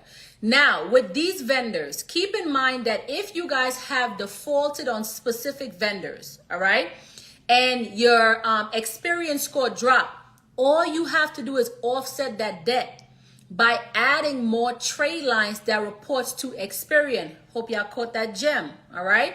It's the same exact thing. Y'all know I don't talk about personal credit, but I just need to push that in there really quick. It's the same exact thing when it comes to personal credit. Y'all have to understand how to offset y'all utilization. There's a difference between your credit card's due date and your statement date. Most of you guys focus on the due date. That is not your focus. As long as the minimum balance is paid on your due date, you are fine. But when it comes to hiding utilization, it needs to be hidden on your statement date. Yeah, I hope y'all caught that. I hope y'all caught that. I hope y'all caught that. I hope y'all caught that. Anyways, so Sam's Club MasterCard, make sure that you guys have at least an 80 paydex score and above, okay? And at least a 78 experience score. If your score has dropped, utilize some of these vendors that I've given to you guys. Let me just make sure, because I believe I gave y'all all 20 vendors. Oh, and Platt. Okay, Platt is another one, Platt. So that's platt.com. I believe that should have hit number 20, okay? That should have hit number 20. Make sure that you guys utilize those vendors. Somebody said 18.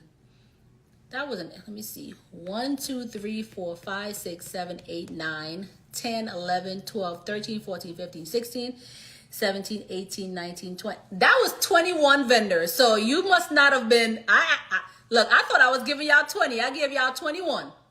Okay? Somebody said 20.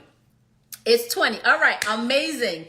Y'all, so I hope you guys have taken this gem that I just dropped for y'all for 2024.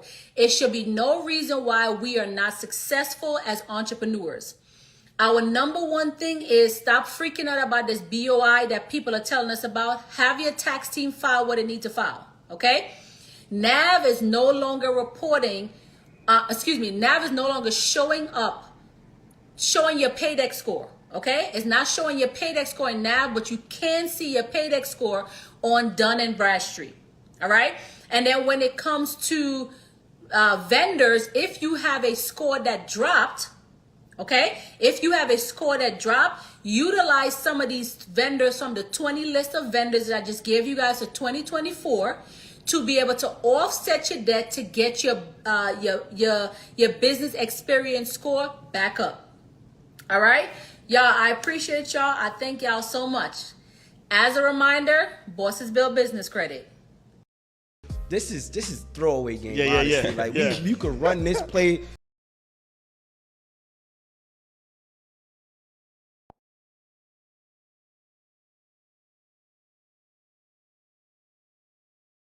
There it is.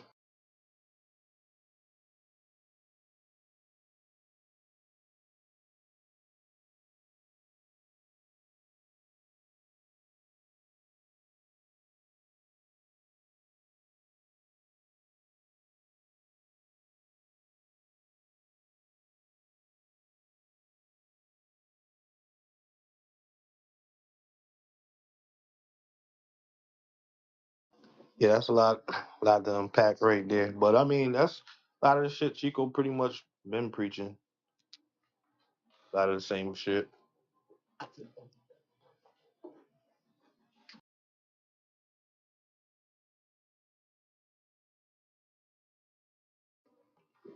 Definitely good to rehash those points though.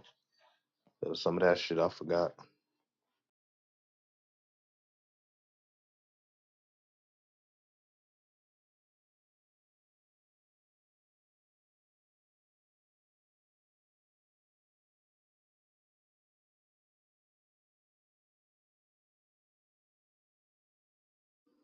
Yo, y'all there? Yeah. My bad. I was coming to the Yep, phone. yep, yep. I'm just listening. Shit, I got to work on my business credit, man. I ain't done none of that shit. Hey, we lied to you. Mm. I ain't Yeah, gonna lie that motherfucking out, that man. that experience super important. Super important that they reporting to them.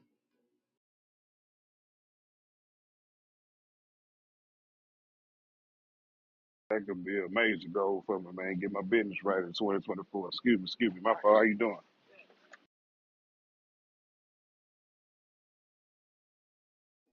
Yeah, early when I was asking that question, I wasn't trying to be weird, and I was really asking a legit question that pertained to me or whatever, and I was just trying to figure it out. I wasn't trying Nah, to nah, Joe. I'm in the same boat. throw Like the I think I'm saying. conversation off. No, I'm talking. I'm I'm in. talking to Chico. No. I'm just saying I'm in the same boat, bro. Yeah, yeah, Cause I'm I need talking to get my credit too. I mean, I need to get my taxes done too. because Cause I ain't I'm filed gonna them keep for it real. now. I One of heard my that. I good. heard how your No. but Hey, no, I don't know. We need to get our credit taxes done, Joe. We need to get our taxes done, Joe. That's it, bro. we gonna do that for I sure. believe you could do it all through Ink Authority. They'll help walk you through that shit. Probably cost a little fee, or you can hit up your local not tax guy, but business partner, Chico. I'm sure he could walk you through it as well.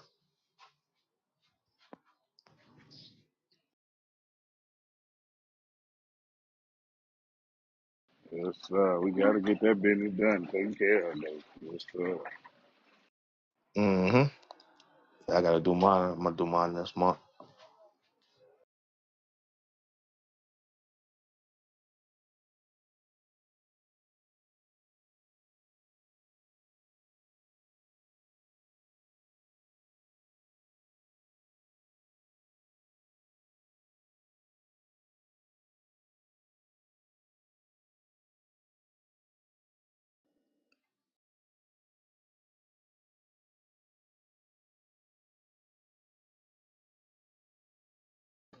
Yo. What's going on here? 12:35 when it's Monday we never seen before. What up, my man? No way, though. Chilling, chilling. You checked your business Slept the credit wrong lately? way, bed down, neck fucked up. Oh boy, that's the worstest feeling in the world. You try to turn your head and can't do it. Yeah. The simple Yeah, things in man. life you will forget, guys. I woke up this morning trying to hop up, like, oh no, my neck. Fucking with Man, y'all. you looking at everybody. Is we streaming? Yeah, Oh, you looking like I can't even say it now. I'm fucked up, man. Old girl was like, well, I'll take care of you At when you're not DraftKings when I get Casino, off we work. give credit where credit I'm is like, due. yeah, In you got to casino, come over and help the black man out. You got to turn your whole body. That's fucked up, man. Yeah, I'm telling you, man. We don't, man. We do not take that shit for granted, man. I'll be all right. You gotta fight through the pain. Like, man, it's my off day. I'm a fight there through the pain. Relax.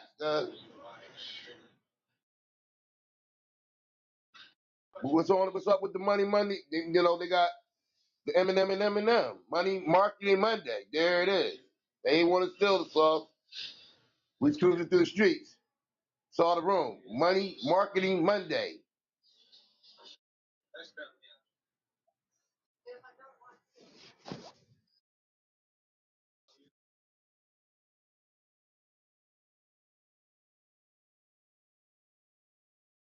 Where my main man Linda Compliance at? Shout out to Chico and Stu in the building. Good morning to y'all brothers. Well, good afternoon, rather. Good afternoon, everybody. Hi, Tiffany. Hi, how are you? I'm doing just fine. Well, no, I'm lying. My neck, I got a crooked neck. I got to turn my whole body to move in the bed. Oh What's my up, goodness. Moses? Hope you feel better. Hey, man, what you talking about? Hey, Moses, nigga. I hope everything straightens out for you. You understand? Goddamn, Yeah, Moses. You messed your neck up, Moses. That's my man Moses right there, departing seas. Yeah, you know who you are. Nah, You, that's you, you you, took B. that name, brother. You said you Moses. I'm just a black man that want to get my neck right. Man, you gotta go holler at the Chinese and the Filipinos for that, man. Don't be blowing me up, nigga. I ain't getting up. If it ain't about the money, ain't no use to you. Yes, sir. Yes, sir. Money Yes, Mondays. sir. It's Money Money making Monday. Monday. They go T.I. and Tiny making Yeah. real money. We gonna listen to a little interview from T.I., the Money Man. Married. Yeah. And what is it that you He two gonna do? talk about some of his real estate ventures, past businesses, assets over liabilities. Let's talk. Let's listen to Stu Man T.I. It's Money Mondays. I mean, I'm sure you've been approached about acquisition. Sure. Yeah, I ain't nobody talking about no 10x multiples. You know what I'm saying? You gonna acquire, you gotta look at what the business we've been doing. You gotta give me a 10x multiple. Yeah, I ain't gonna lie. When a nigga talk to you like that, yeah, I wanna hear what you gotta say. Woo! That nigga said a 10x multiple. What the fuck is that? 10 times on your money, brother. This is 10 times your money, but I'm just saying the way he said it, that shit sounded even better than that. Yeah, I ain't never heard nobody say it like that. Okay, continue. Salute. And we're not talking that, what we talking about?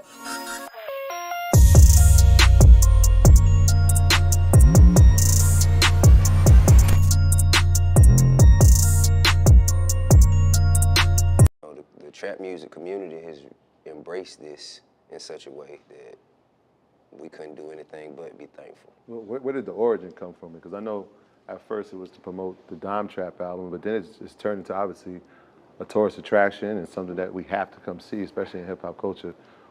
How did it flip from that to what it is today? Well, the origin was to celebrate the 15th anniversary of trap music, which is the origin of the genre trap music. And by the way, in case you didn't know, at the time, circa 2003.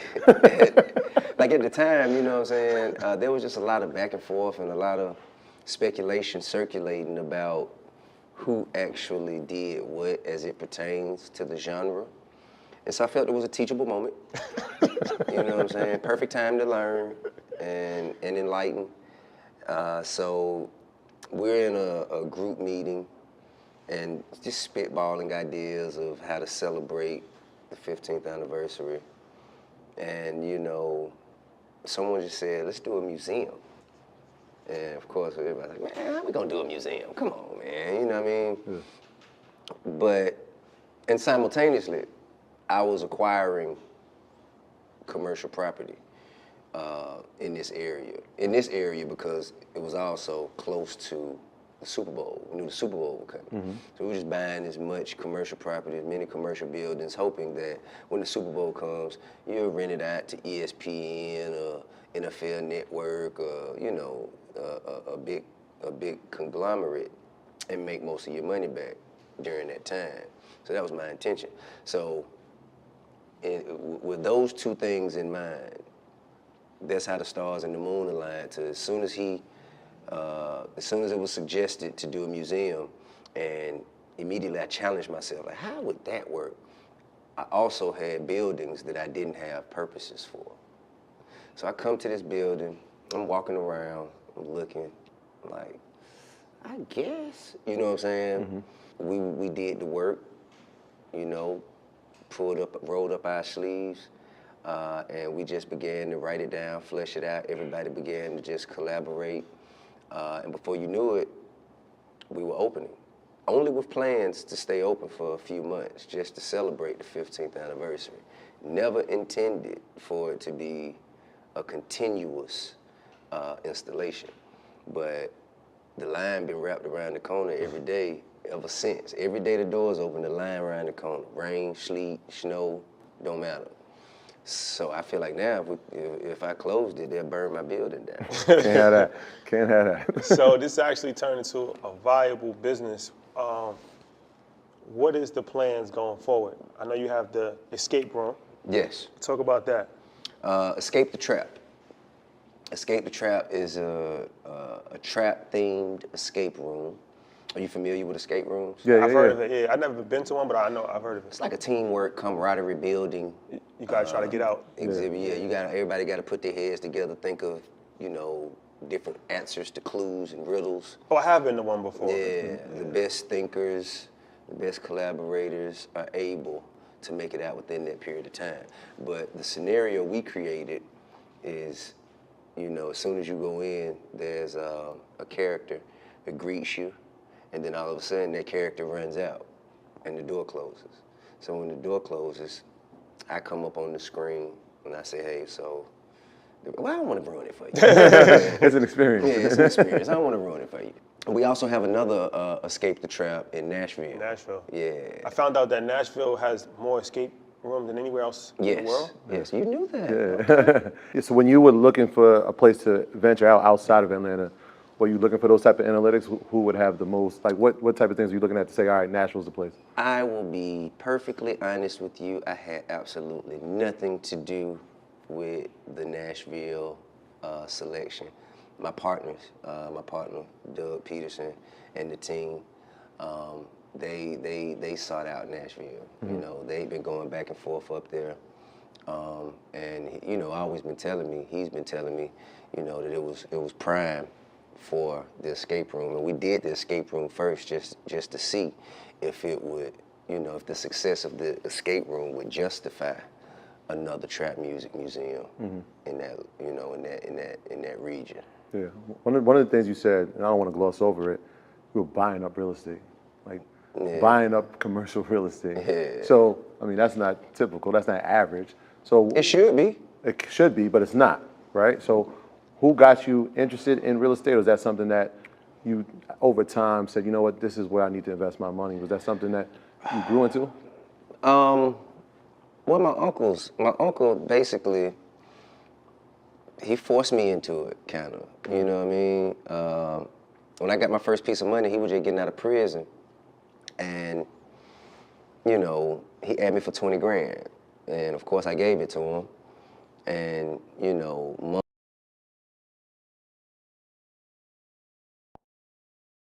Not to backtrack, but that's what me and Chico was talking about, them escape rooms, man. Telling you, money. It's money in that shit. Hey, Eddie. Yeah, y'all been on that one. I swear. That's that warehouse, bro. Nigga, the same thing I went to. They got I remember you talking some about it, little Ray. bitty, Yes, sir. what they shit is that it's like a where people take motherfucking pictures at damn near. It's just a bunch of rooms in that hole with a bunch of flag exhibits. Mm-hmm. Shits is the Crazy. shits. That's the thing with the you get a few of them. You get a few of them, like you get like a little warehouse or something like that with a bunch of rooms. You can put a few different rooms in there, a few different games in there, whatever you want to call it. I mean, that shit be cranking. That shit be cranking. I ain't gonna lie. That's dope. Yeah, if you got a group of friends or some family, whatever, y'all want to have a good night, that's the spot to go. Escape room. Try that shit once at least. It's fun as hell. Months later, I had blown the rest of the signing bonus that I had, and you know, he rode me around and took me to a house I used to sell dope out of. But the house looked much different. It was rehabbed, renovated.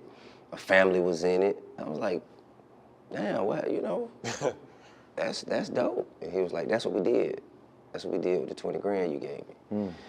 And he was like, and, you know, it was a little profit. And he was like, I can give you your money back, or we could do some more houses. So he kept rolling, and we ended up doing about 80 some houses before the market collapsed in '08. So from 2000, From 2000 to 2008, we did about 85. Single family homes? Yeah, well, some duplexes, triplexes, some quads. Yeah. But, you know, just quick flips though. You know what I mean? Quick flips, 100,000 here and there. You know what I'm saying? Like, compared to the stuff that we're doing now, much, you know what I'm saying, much smaller in scale, but much more profitable at the time. Right. You know, so that's how I got into real estate. But when the market crashed, I noticed that commercial real estate didn't dip. So I said, well, shit, I'm gonna go with commercial. I'm gonna do that. I just never liked to do things. Like, I love the product of the boring work. I love that it's consistent. Yeah. But I don't, you know, it doesn't feed my spirit the way bigger projects do. Go bigger, go bigger. You know what I'm saying? Can't go home. Fact. Yeah. So speaking about bigger projects, is it the Intra West Side? Am I saying that correctly? Entrada. Entrada West Side. I believe a mixed use development property. 9,000 square feet for. I think it's more than that. I think we got like 75,000 square feet for commercial. 75,000. If I'm not mistaken. Okay. You know what I'm saying? I could be wrong. You know what I'm saying? I check the specs. 75,000 sounds a lot more. You know what I'm saying? Sounds more TI-ish. I mean, I think, you know what I'm saying? There's also a community garden, a greenhouse. Something for foster kids also. A community center, Okay. you know what I'm saying? For kids in the hood to have something to do. You know, I think mentorship and getting kids occupied, their minds occupied early is important, you know, and I think that's something that the hood been missing. So that's, I believe, like a $37 million project? Yeah. And you're working with Bank of America amongst other people? Amongst other people. So we got some private and public. What's the deal with that?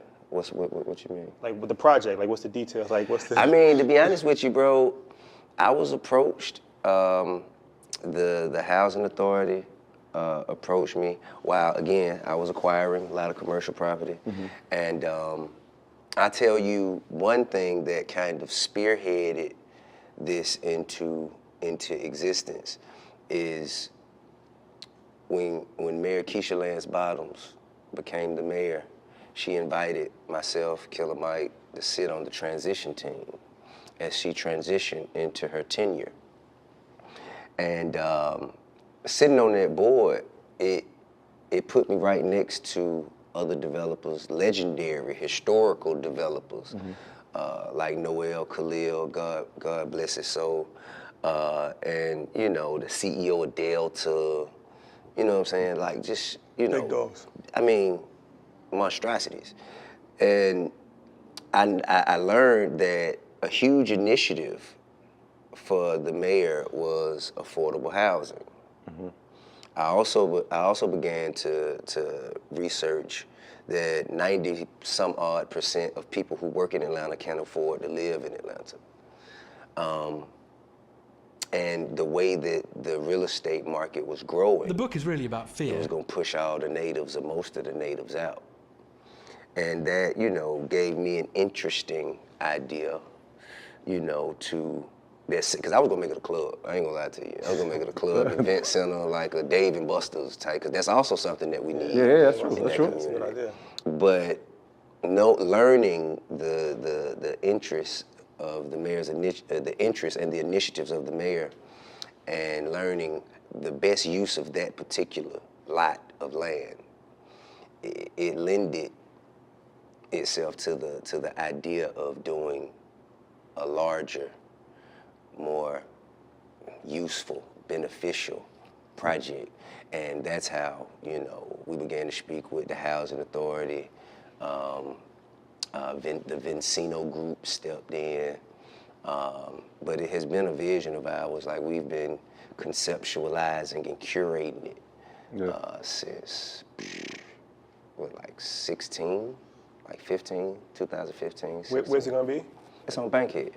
Bankhead. Yeah. That's your old stomping ground. Yeah, huh? it's actually it used to be a Kmart and a grocery store. And it's the grocery store that my grandmama used to take me to when she went shopping.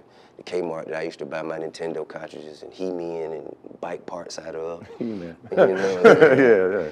Yeah. So it was very important for me, for one, to purchase that piece of property because it was such an integral piece of my childhood.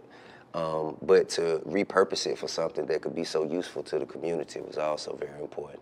You know, it's so crazy when you hear, I learned so much from rap music. And before I was coming, we come to Atlanta all the time now, but before I came to Atlanta a lot, I learned about Atlanta from your music, Yeah, your lyrics. a lot of your music. So the first time I heard about Kirkwood, and he was like from East Side niggas in Kirkwood and Little Vietnam. Yeah. So Little Vietnam, I'm thinking, all right, this is a very dangerous neighborhood. Yeah. We got an Airbnb in Kirkwood. Well, see, wait a minute. The new Kirkwood. I'm speaking. There's a huge gap of time.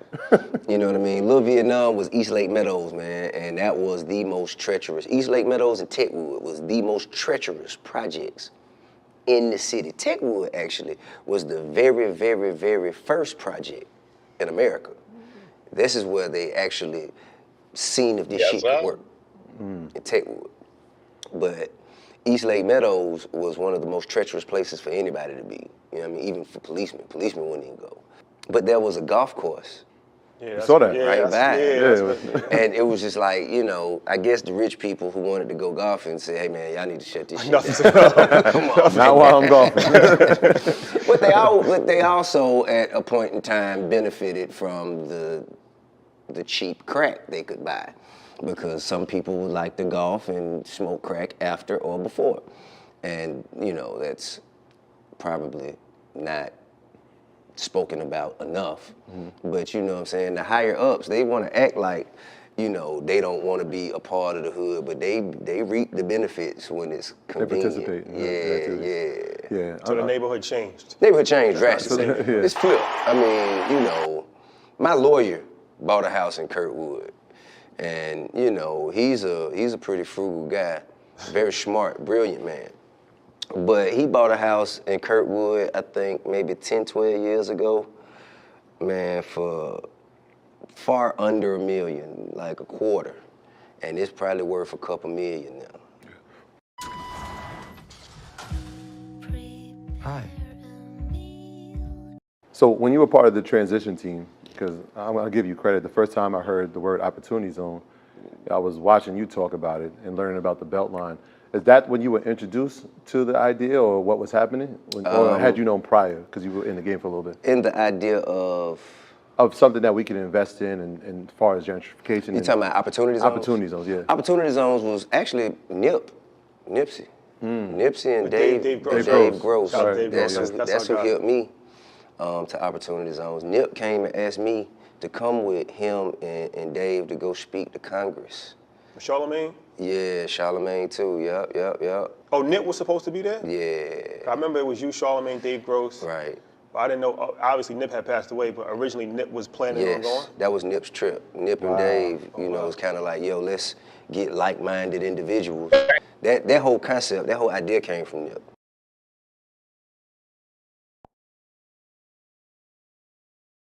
What you say, Stu? I just said, damn, dog. Like that dude Nip was something different, man. He definitely is. He was. I mean, yeah, and yeah, he is who he say he was. Cause every time you hear about this dude, he's still on business.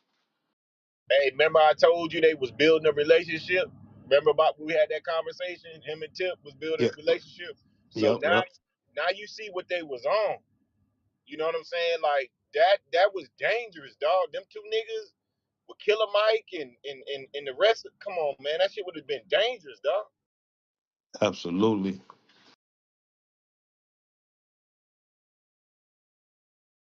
Shout out to Ti, man. Giving back to the neighborhood, doing all types of shit, man. So Wow. Nip came, I guess, after him and Dave were doing their thing. They had their vision, their ideas, and they plan. So I think, Nip came to me and was like, yo, we doing this, opportunity zones. It's an opportunity for us to, spearhead some shit that a lot of our people, a lot of our peers will be able to benefit from. I want you to come with me to Washington, introduce you to my partner. He introduced me to Dave, and then tragically he passed. And Dave just reached out, was like, yo, you remember what Nip was talking about? I still want to do it. I want you to come. And so we did, in his honor.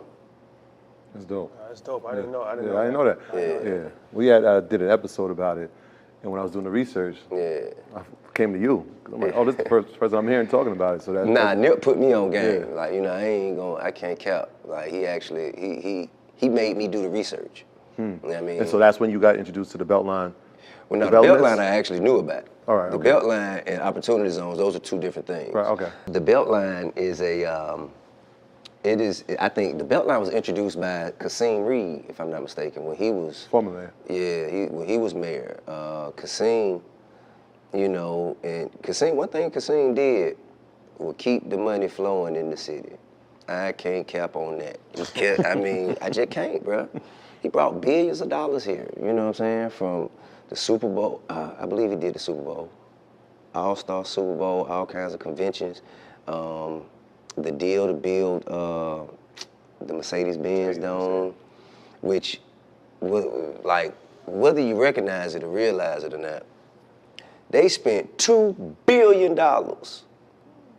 right up the street from a heroin trap.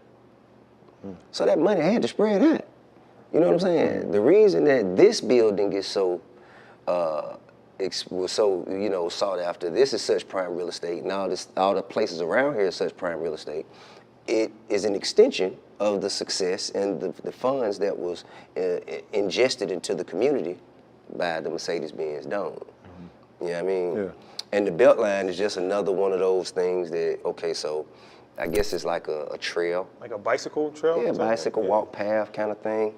And anything that is connected to or close to that goes up in value exponentially.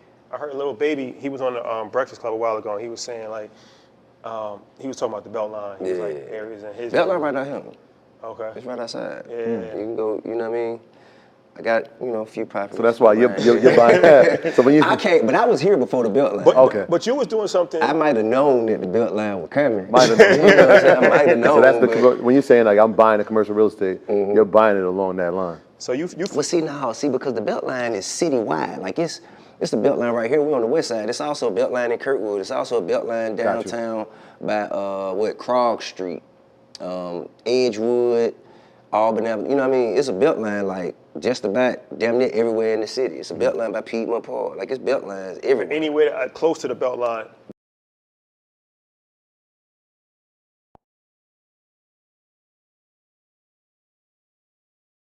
What you know about the Beltline, Stu? Well, I swear to God, I'm All wondering, my right. nigga, what is a So belt line, so bro? I broke that down to y'all one day. The belt line is a walk, right? So it's a walk like you know how they put a trail around cities and shit.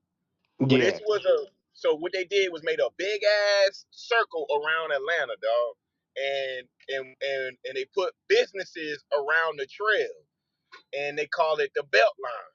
So imagine I can walk from Bankhead all the way to the east side of Atlanta and not have to go underneath highways, all that kind of stuff. So it's easy accessible. If y'all understand what I'm saying. Yeah, yeah, yeah. So that's dope. So like a walking trail, but it's fucking 10, 20 miles long type shit. Mm, But it's connected the whole city. The whole city's connected to it. got you. That's dope. And Buying up so, the. hey, so they said that anywhere around that belt line gross $40 billion. So imagine if anybody had a just a little hint, oh, let me buy this property right here. That shit went up probably like say they bought for 200. By the time that belt line was done, it was at $1.5 million. Ooh, ooh, ooh. I ain't gonna lie. So that's like, cause I know a situation that happened in Chicago a while back.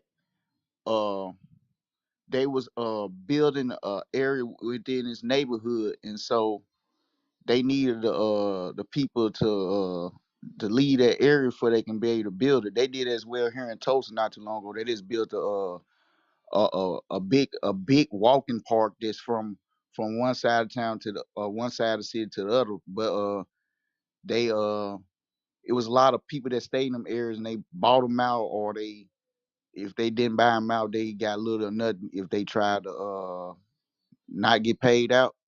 So is that like the same situation of a belt line? I Joe, I'm gonna put something up so you can see it. Okay, okay. I might be talking about something else.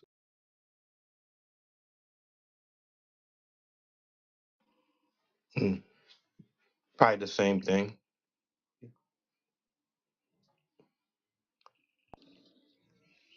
Goes up. Prime real estate. Like in certain areas that does have these big walking parks and stuff like that goes from one area to another. That the areas is very expensive to stay in them areas. So Yes, Joe. Anything connected to that is expensive. okay. That metropolitan area. Shout out CMB, man. I was in the meeting, man, but y'all been rocking, man. Good shit. Shout out to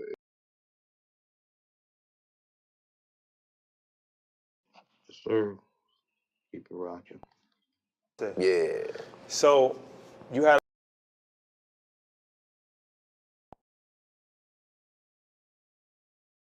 My bad. I meant to ask you, Chico. So what you know about the Beltline? You know about it too? Yeah, that's you talking about in Atlanta? Yeah. Stu was Yeah, just that's breaking like it the down. the metropolitan area that's like around the A, right? Right So the A outside, so right? expensive. They built up all around that motherfucker, man, and that property is going crazy. Like you can go through College Park and see some houses, bro, blow your mind.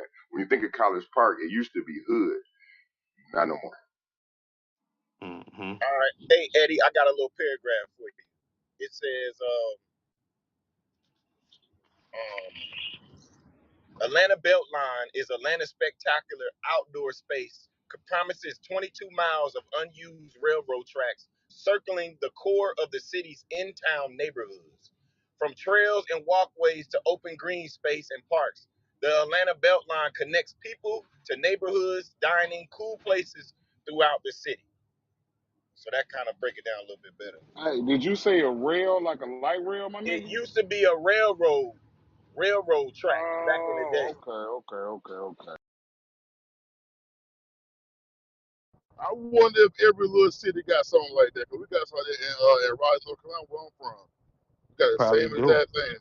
They Yeah. probably do. They building ours up. They building a trail literally from the west side of Detroit that you could walk all the way downtown. There's a trail that goes through people's. It's almost their backyard, bro. Like old alley space, man. They building a walkway. It's got phones. It's got like you're gonna be able to walk from the west side of Detroit all the way downtown. Shit's amazing. Hey, what Hey y'all talking? Chico, My bad, Stu. I was gonna say real quick what y'all talking about. I'm putting in chat. The name of the same what y'all this they got in Toast. It's called the Gathering Place. So I know exactly what you talking about now. hey, only people I know who love to walk like that is white people. So that just tells you they Yep. move into the Yep. city. to a town Son, motherfucker near say, you, Stu. dog. In my Hey, mind, stay Walter. I see them eliminating cars altogether type shit. You understand what Well, I'm that's saying? That them that. bicycles, you know what I'm talking about? Bullshit, you did like Yep, China. yep. Well, it's also going to solve this traffic problem Atlanta has, right? So they started with Atlantic Station, the eat, work, and play community where people eat, they party, and they work all within walking distance. Yeah, that's You know, Atlantic Station was the first one like that in Atlanta. So yeah, the $500,000 that motherfucker. condos wasn't that That motherfucker. just that Yeah. to me that just sounds like too many goddamn people, boy. We need that goddamn land. Shit, just like in Nigga, that's too many Northwest people. Arkansas in millionaire billionaire land, they have walking trails that connect all four towns. Literally. Damn. Yes. And it's expensive for that's $1 million houses everywhere. You the cheapest thing is like 15, and that's if you rent.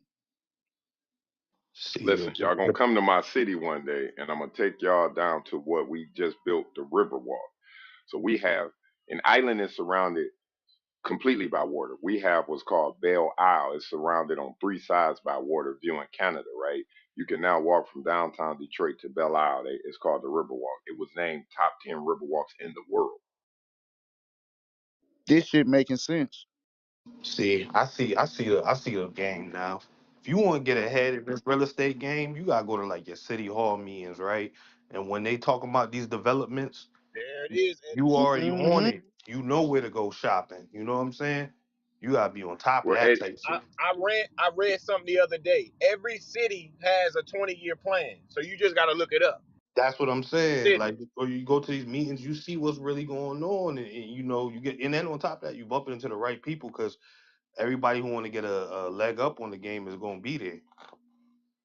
hey, I'm headed to a cannabis conference, right? Niggas is going to concerts. I'm buying tickets for this networking cannabis event, right?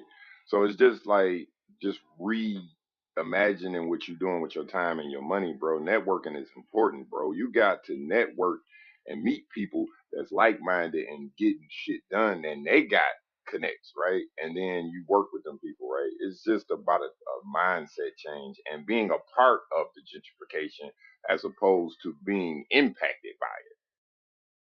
That's a fact. Yeah, that's a big fact, but it's gonna be somebody gonna get affected by it regardless because they gonna these areas they won't.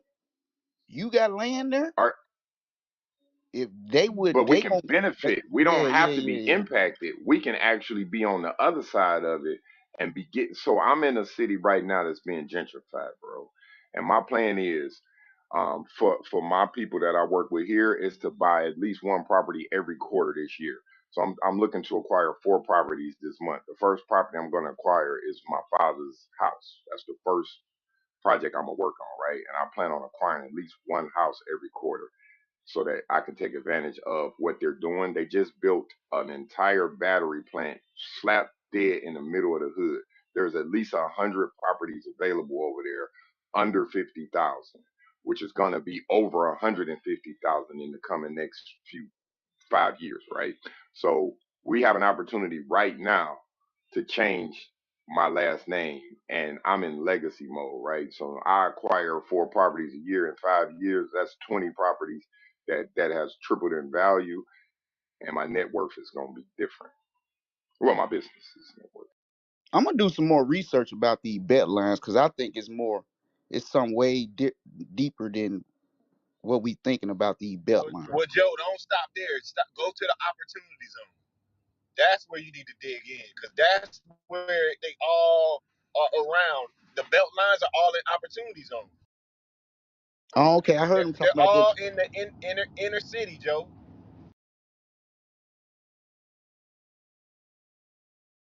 So you go to the outskirts of the inner city, you in that like rural, a little bit rural, but still city life. So you're not too far from the city, but you like not too far from like the town, like the you know what I mean, the country and shit. That's smart though. Yep, and you can get a loan from the USDA. on Yep. that Yep. side. So Yep. either way you can eat. It's just how to do it. Yes, sir. Hey, don't forget that 65 acres you sent me, Stu. I'm on it. That's a USDA rural loan potential property right there. Yes, sir. And hemping ain't easy. Hey, this may sound crazy, bro. You know, it's just my little bullshit acre though. But can I get that rural loan if I already own the property Yeah, hell type yeah. shit? You're expanding. You refinance it to a rural loan. What you mean? Hey, Ray. One thing the USDA is for is to build up these outskirt properties. So America wants you to go into the middle of nowhere and build up, because what that does is it's building the infrastructure, and what they'll do is give you tax. They'll give you no down payment, and then you'll get grants and shit to build. Well, yeah, go Okay, out to the okay. middle of nowhere, have your own street name and everything. And See, that's where your credit that's what is important. that's what my little 1 acre is, my nigga. Shit like that. My grandma parents, they were the first motherfuckers that stayed on that bitch. You know what I'm saying? Oh, that's dope. That's dope. Now, Yeah. Ray, you can get a USDA loan to put a house on that acre, Ray. Nigga, that's all I want. I want my trailer, my nigga, and I want that other half acre to be something growing, goddamn. You know what I'm saying? Something Flowers, bringing in some hemp, money, nigga.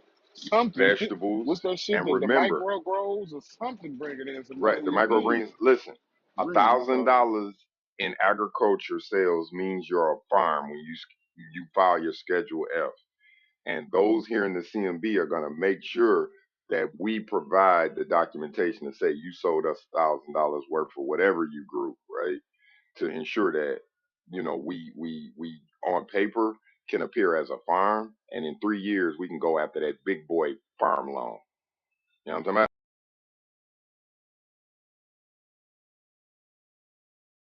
Yes, sir. Iron sharpens iron, man. It's Money Monday, man. Yes, sir.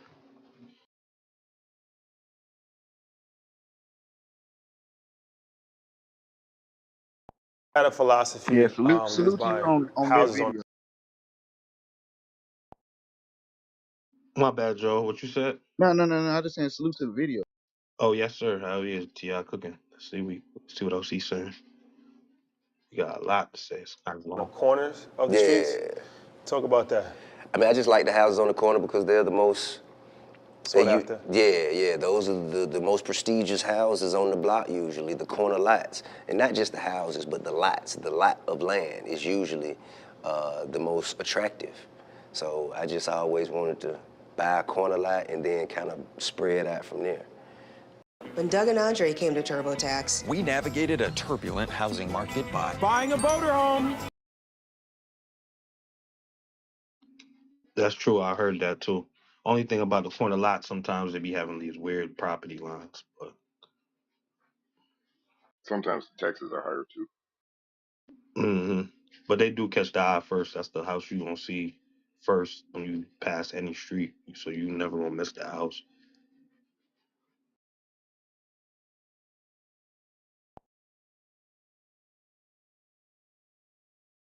Yep. Y'all cooking, y'all. The hottest real estate market in the country is selling for 120% over asking value. Like all the realtors that we saying, like people's coming with cash offers and getting denied because somebody's coming with a cash offer with more. So like, did you see that, or it was just good time and he was just? What I saw was the culture becoming more and more relevant to the rest of the world, the culture of Atlanta. And that had a domino effect to tourism and people wanting to travel here and move here. Now, I didn't necessarily connect the dots of these people are going to buy all the houses. Can't say that I did. But I knew that when everybody came to Atlanta, they bringing their money with them. So I felt like everything is gonna sell. Houses, cars, you know what I mean? Everything. And I just knew that, you know, we got to find a way to get in the way. Yeah. One of the things that I've been noticing recently, and it's interesting because 2000 to 2008, you said you bought 80 properties, and that's the height of your music career. As far as the King album, you got trap music obviously came out. I'm serious. I didn't spend enough money back then. This is what I'm like, wait, You didn't spend enough money? I did. on real estate. investing. I did. Should have bought more. I should have bought more. Yeah. I should have bought more. I had an opportunity, man. Kevin Lyles came to me and offered me an opportunity to invest in the Ritz-Carlton in Baltimore, or the Four Seasons in Baltimore. One of them, they were about to build it. Yeah. And he was like, yeah, I'm putting my money in, you know, you can put yours in with mine. And you know me, I'm like, we're gonna be watching it in Baltimore. You know what I'm saying? Yeah. I was just a lot more skeptical, a lot more cynical. Yeah. Which I still am, but that was a good one, and I should have listened. And then there was other buildings that my brother Doug and his wife Crystal. Crystal Peterson also manages my portfolio, and she's a big piece of how and why we are able to do so much. The Entrada deal, you know, is a big piece of how all of this came into fruition is Crystal. Yeah. But she came to me and took me to Edgewood and other places and showed me properties, and it just I just passed. You know what I'm saying? Yeah. And all of those buildings. You passed because you didn't see it, the vision, or you just wasn't at that time like I'm not into it like that. Man, I usually when I buy a building, I want to be able to kind of see at that time. I wanted to be able to see what the building could be. And I believe one of the things was we were looking for a studio at the time. And this building was not the building for a studio. So I was so laser focused on purchasing a studio, I couldn't see all of the other many functions for the buildings that she was showing me. Another mistake. Yeah. But you found the studio. Yeah, I found the studio. You found the I got building. one. So I mean, again, when you said that you're buying up the commercial pieces, and I'm looking at it here, and again, more recently, I'm seeing the creative inside of you, right? Because obviously, as a musician, you're super creative. What I'm noticing now is that you're kind of into interior designing. So, like, Yeah. right, is that something that? Because I mean, home renovation is something that you could do. Obviously, you have commercial real estate. Is that the next thing that you're gonna be looking at, creating a whole team of that? I mean, yeah, I think that it's just a natural transition for me. I just enjoy being creative. I enjoy seeing things at the base level and building ideas through the roof. I like Legos too, like for the same reason. I like seeing this big bag of little bitty pieces turn into this piece of work. You know what I'm saying? Yeah. Just from time, effort, and attention. That's just something I always thought was dope. It's kind of like music, Yeah. putting the track together. A little bit, yeah. And for the record, he might have the biggest bag in the world. Huh? I said he Me? might, yeah, Oh, for the record. It's Might- called California King. No, it's called the God not. size bag. No, it's definitely custom. Definitely custom. God size. God size. I want to ask you one last thing about the real estate. So collaboration, I know you're real big on collaboration. One of your friends, Jeezy, says something in a versus battle that got a lot of attention. He said, I might not have a $5,000 outfit or whatever, but I own half of Atlanta's real estate. And that went viral. Did he say that? Did he say that in a song? That was on the verses. Yeah, he said it on a verse. I think he said a verse. Yeah, no, verses. Verses. But people laugh because they didn't understand it. Well, they also Googled his name, but then they don't realize that you could put properties in a trust and Exactly, LLC. And exactly. So, it's a whole thing. Social media. Education is important. Education is important. Education is key. Education is It's important. That's a fact. So I say that to say, you guys partnered on some real estate projects? Do I? You and Jeezy? Nah, not yet. Not yet. We haven't yet. The only person that I've been able, or that I've had the fortune of collaborating with on real estate is Killer Mike. So let me ask you this about Killer Mike. That's our guy. So I know you have the Bankhead Seafood. Right. But you have real estate with him as well? Yeah, we bought the building, Bankhead Seafood. Okay. So that's the real estate play? Absolutely. Okay. So the thing is, I was shooting a video there. If you recall, it's a video I got called, is it Broadcast Live off of an EP I dropped called The Nick. Broadcast Live, me and DC Young Fly, we kind of play a Craig and Smokey kind of, he's the funny one. I'm the straight one, you know what I'm saying? And we walk into Bankhead Seafood, and while we filming that scene, the matriarch of that business, she founded it. She worked there, owned the property, and you know she a boss. You dig? She said to me, "Hey baby, why don't you just go on and buy this building for me so I can retire?" And I say, "Well, okay. You mean no?" She said, "Buy this business from me so I can retire." And I say, "You mean the building or the business?" Two different things. And she said, "Well, both." I said, "Okay, let me think about that."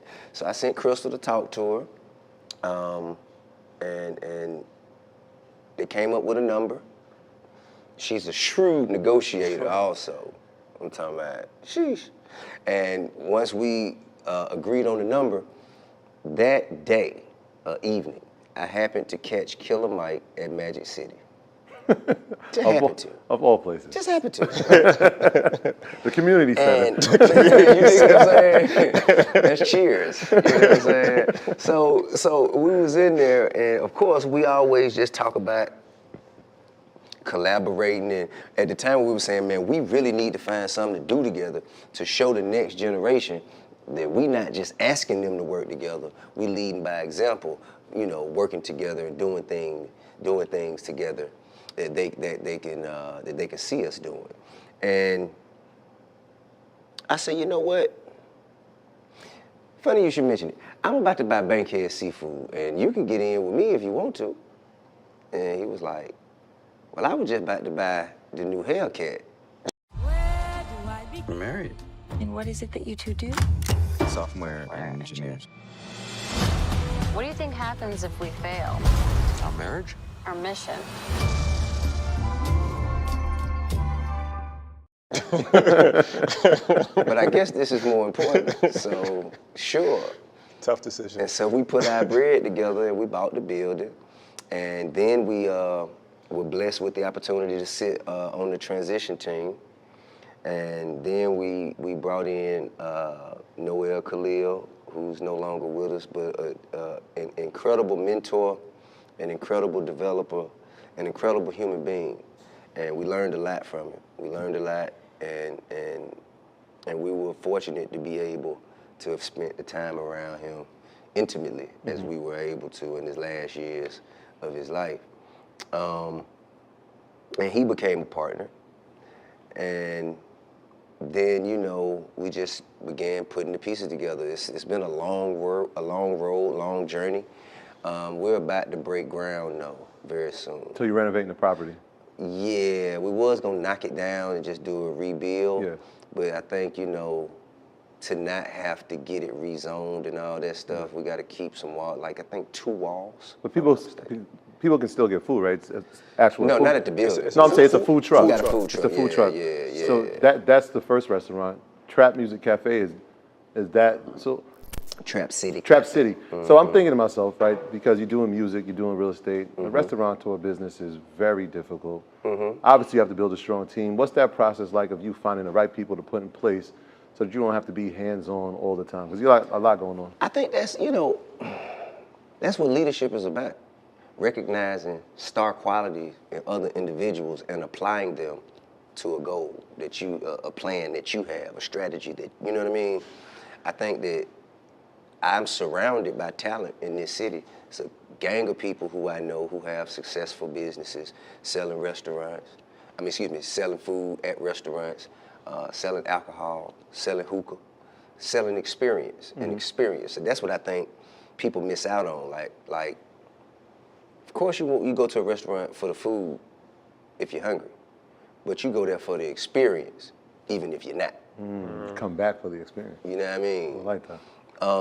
So I think that's kind of what I'm trying to do, like align myself with people who will allow me to focus on the experience, so they, you know, will have to focus more so on the business. As you're talking, I'm listening to this and I'm like, this is so crazy because you've done this in music your whole career and now you're doing it on the business side, but most people don't know that. Right. which makes it super interesting. You've broke a lot of artists, you've discovered a lot of artists, Yeah. and now you're discovering a lot of entrepreneurs and businessmen and women and putting them in places. And so that's dope, because like this, what other platform could we do to highlight that? Assets over liabilities. Of course. you remember when D-Wade threw the alley? Yeah. That was me just now. Crazy. The first time I ever saw you was in your first restaurant. Yeah, Scales. Yeah, that was the first time. That was years ago. That was the first time. That was a beautiful place, man. It was a beautiful vibe. place. It was a vibe. It was a incredible ambiance.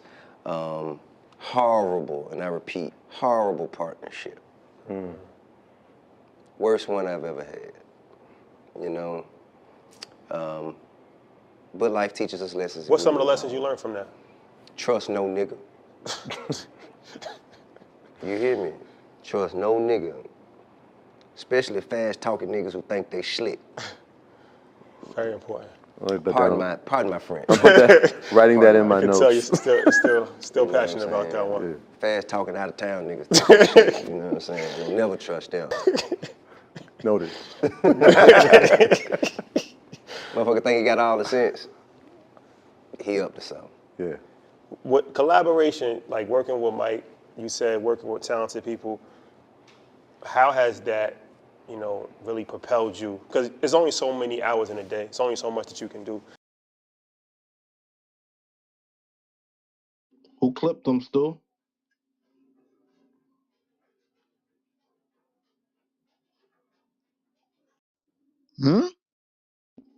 Got him. He said somebody, some fast talking nigga not set him up, but sold him A some New York bad. nigga? Huh? Right, a New York nigga?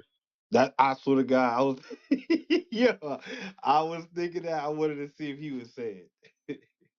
Fast talking, slick niggas? He said Shit, he said sound like New fast York to talking. me. He said fast talking slick nigga. Then he made sure he said out of town nigga. New York? Them the only niggas I had to watch in the A, Eddie. Well, nobody slicker than a Detroit nigga, but one of them New York City sluggers. Hey, hey, I did I'm doing a little dabbing on opportunity zones while we're listening to this as well. It said opportunity zones was created by Donald Trump in 2017 on a tax plan that was did in 2017. It was for the insurer people to buy buildings in low income areas or whatever. So I'm still digging, but salute, y'all rock. Oh yeah, shout out to Hey, Donald Trump. Shout out to Donald Trump. I see what you did there, Joe. See what you did there. Yeah. I threw that out there. yeah, so what that did Sure is you did. allow these rich people to come in and buy these buildings really cheap in downtown Detroit. And now they turn them into cannabis operations. They're zoned for cannabis, and a $40,000 building is now 900,000.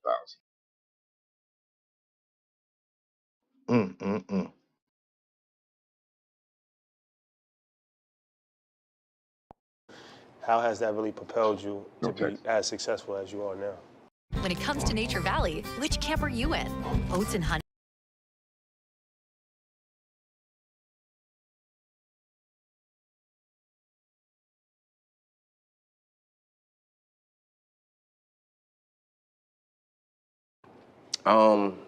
Man, bro, I don't really know how to measure up to something. Yeah. What collaboration, like working with Mike, you said working with talented people, how has that, really propelled you? Because there's only so many hours in a day. It's only so much that you can do. How has that really propelled you to be as successful as you are now? Man, bro, I don't really know how to measure my success when you say as successful. Well, I mean, I look at you like, all right, everybody knows musical legend, but you're one of the first people who really was a superstar entrepreneur. Like we see Ross, he's one of these superstar entrepreneurs now. Even Soulja Boy. Yeah. One of these Right. superstar Yep. entrepreneurs. But you've been on that wave. So you have the Trap Music Museum. You say you have 80 real estate properties. You're doing a $37 million real estate play with Bank of America and doing all this. You got the restaurants. That's what I mean as far as success, like success in the business world. Like Magic Johnson, like we know he's a Hall of Fame player, but what he's doing in the business world is kind of like even surpassing what he's doing. LeBron the same way. Like, you know what I mean? Right. Absolutely. Bruh, I think everything to me provides me with the fuel, the lessons, and the relationships to get to the next thing. And I've just been kind of doing one thing at a time. You know what I'm saying? Execute, succeed, repeat. You know what I mean? But I'm learning to move more on my vision. You know what I'm saying? I'm learning to move more on my instincts. I'm learning to kind of listen to my gut more. You know what I mean? Before I was doing things because people were telling me that it was a smart thing to do. You know what I mean? Like my uncle said, hey, you know, he kind of pushed me into it. But now I think, have grown into a space that I could visualize the steps before I take them. One of the things you were known for was the style. Definitely, coming from Atlanta, you know, we looking at like, yo, this guy dresses kind of like us in New York. we like to take credit for style. Yeah, you take credit for a lot of things. We do. But you know, most of it is actually justified. Yeah. Most, not all. Thank you for saying that. So King of Oneself, I remember when this was coming out. I'm like, man, Tip got something here. What's the status of it now? What's the vision for the future? Man, going on 14 years of business, incredible partnership, incredible supporters. Like, you know, we have people who live by a coup. Like they want to buy. They hit me like, hey man, why don't you drop another one of those? I mean, they really pull up on me. Yeah. Like Slick, this character here, his name is Slick, and you know he rivals the polo belt. That's what I was thinking when I saw that. I was thinking Kanye with the polo sweater. Yeah, he rivals the polo belt. And so we made these the first year, but we stopped. Right. And when I tell you, motherfuckers was like, hey man, we need some more. My sweater, man, got lint balls on it. I need some more of them sweaters, man. Time to re-up. You know, and so, you know, we obliged, of course, and we've just been making adjustments, evolving with the style of the next generation as much as possible. What we want to do is we want to find a piece that you can wear any occasion. You know what I mean? Whether you hanging out trapping, whether you going to school, whether you got a job interview, got to go see your probation officer, going on a date. You know what I'm saying? Yeah. Want to make sure you have like something to wear for any occasion. And you know, we want it to look upscale, but we still want to, you know, maintain the interest of the culture and the consumer. Our demographic is kind of flamboyant a little bit. Yeah. So we try and give them a lot of colors, a lot of logo shit, but still do it in a stylized way that doesn't compromise style. Yeah, 14 years is nothing to be sneezed at. That's ain't nothing around that was around when we first Exactly, started. that's what I'm thinking. Ain't nothing around. We interviewed Jason Jeter. You might know. Yeah, bro, we done sat at a table or two together. He was saying that, you know, when you first was coming up with the idea, he was like, all right, you know, y'all was brainstorming. He was like, all right, you know, T.I., the ladies love T.I. We need to actually have something that we can promote when he's wearing clothes. Right. And Dane told us that also. Dane was like, you know, everything is a commercial. Like his movies, he's talking about his movies. Like I do movies, he's gonna wear his clothes. So that's like the same thing with us. Everything we do, we wear our own clothes. So talk about that as far as like you're always in the public. Sure. So now it's like a free opportunity to have a 60 minutes, 60 seconds, whatever, commercial to support your brand. I mean, to be honest, that's phenomenal insight, by the way. the advice Dame told me when I asked him about, you know, how to get it, he say, start small. Get a t-shirt, a hat, that's it. Like, don't try to do a line and have a huge delivery. I didn't listen. You know what I'm saying? But it was great advice, though. It was great advice. I understand why now. I understand why, you know, given the risk that we took, but we made it.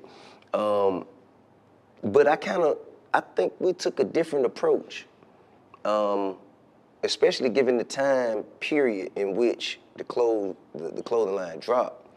It was like when I was going to prison. So I didn't want my prison sentence to kind of hinder the potential of the line. So I kind of separated myself a little bit because I wanted the brand, we made a conscious effort to let the brand exist and succeed on its own. You know what I mean? We didn't want, a lot of people don't even know that this is my brand. You know what I mean? You gotta really, really be in tune with, you know, the TI of it all to know, like, and I liked it better that way. You know what I mean? Because you can get real talk and you can get real kind of authentic expressions from people when they don't know you're involved. Yeah, especially if they feel like you're not hot anymore, then now your clothes aren't hot anymore. Exactly. And that becomes tricky. One of the things we saw, especially with, I guess, quote unquote, urban brands, Fat Farm, Rockaway, even Sean Jones to an extent. Don't let Jim Jones say you say urban brand. I said quote unquote. No, I said quote. Nasty word. I said quote unquote. That's what they'll label it. Streetwear. Streetwear. Yeah, streetwear. We've seen that they've been acquired or they've sold the actual company. Have you ever? I mean, I'm sure you've been approached about acquisition. Sure. Turned it down each time. What was that like? Yeah, I ain't nobody talking about no 10x multiples. You know what I'm saying? You gonna acquire, you gotta look at what the business we've been doing. You gotta give me a 10x multiple. If we're not talking that, what we talking about?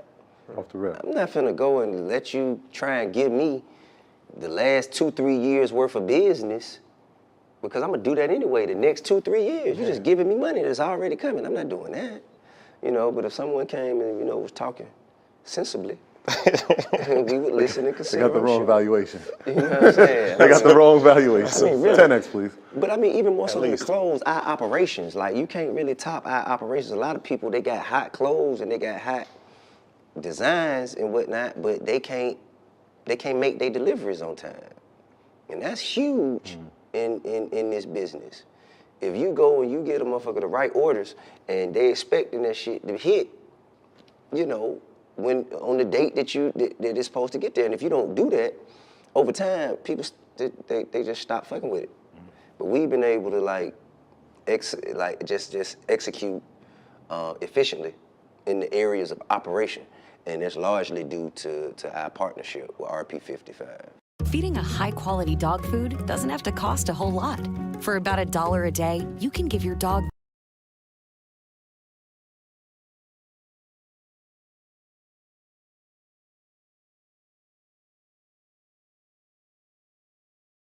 Was RP55, that's the manufacturer?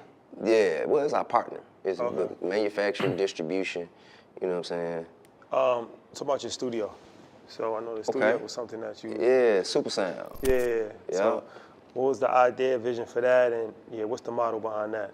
Institution of culture. You know what I mean?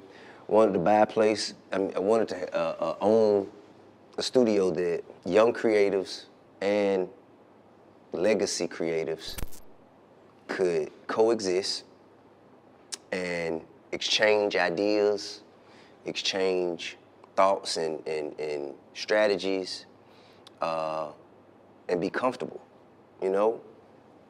I think that, so it was a very prestigious studio called Silent Sound.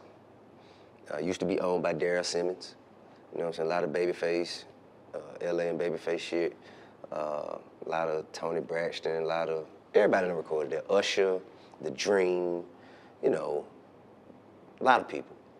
And when I first came home from prison and I was in the halfway house and I could only leave to go to work, that was the studio that I chose.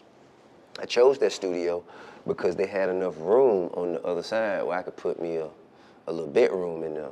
So, you know what I'm saying, the things that you don't get to do in jail while I was at work, I could do that. You know what I'm saying? And conjugal visits. you dig what I'm saying? It's important. No, but no, It's vital. important. It's vital. It's vital. No, No, it's vital. yeah. Come For on, survival. man.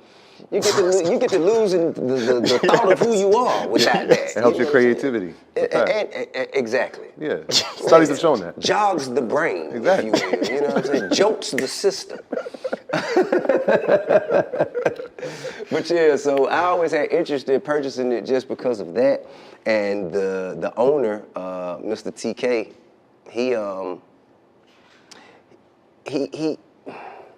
he and I couldn't quite see eye to eye on a number. You know what I mean? Because at the time, studios were struggling. You know, this was before streams were paying. You know, so nobody really had budgets. Nobody really had no money to go and spend $250 an hour to record. Everybody was recording in their house. And so I could have got in at a much less number, but I wanted it even lower. I'll just tell you. So he offered it to me at 1.6. I wanted it at 1.4. This was in 2010. I wanted it at 1.4. We couldn't see eye to eye on the number. That 200,000 took us all the way to 2018. Wow. And I ended up paying 2.6. You see the kind of stupid shit I do? Don't wait. Trap house is is jumping. But 200 cost you enough. Yeah, that 200,000, I end up, you know, paying an extra $1 million because I didn't want to pay the extra 200. Damn.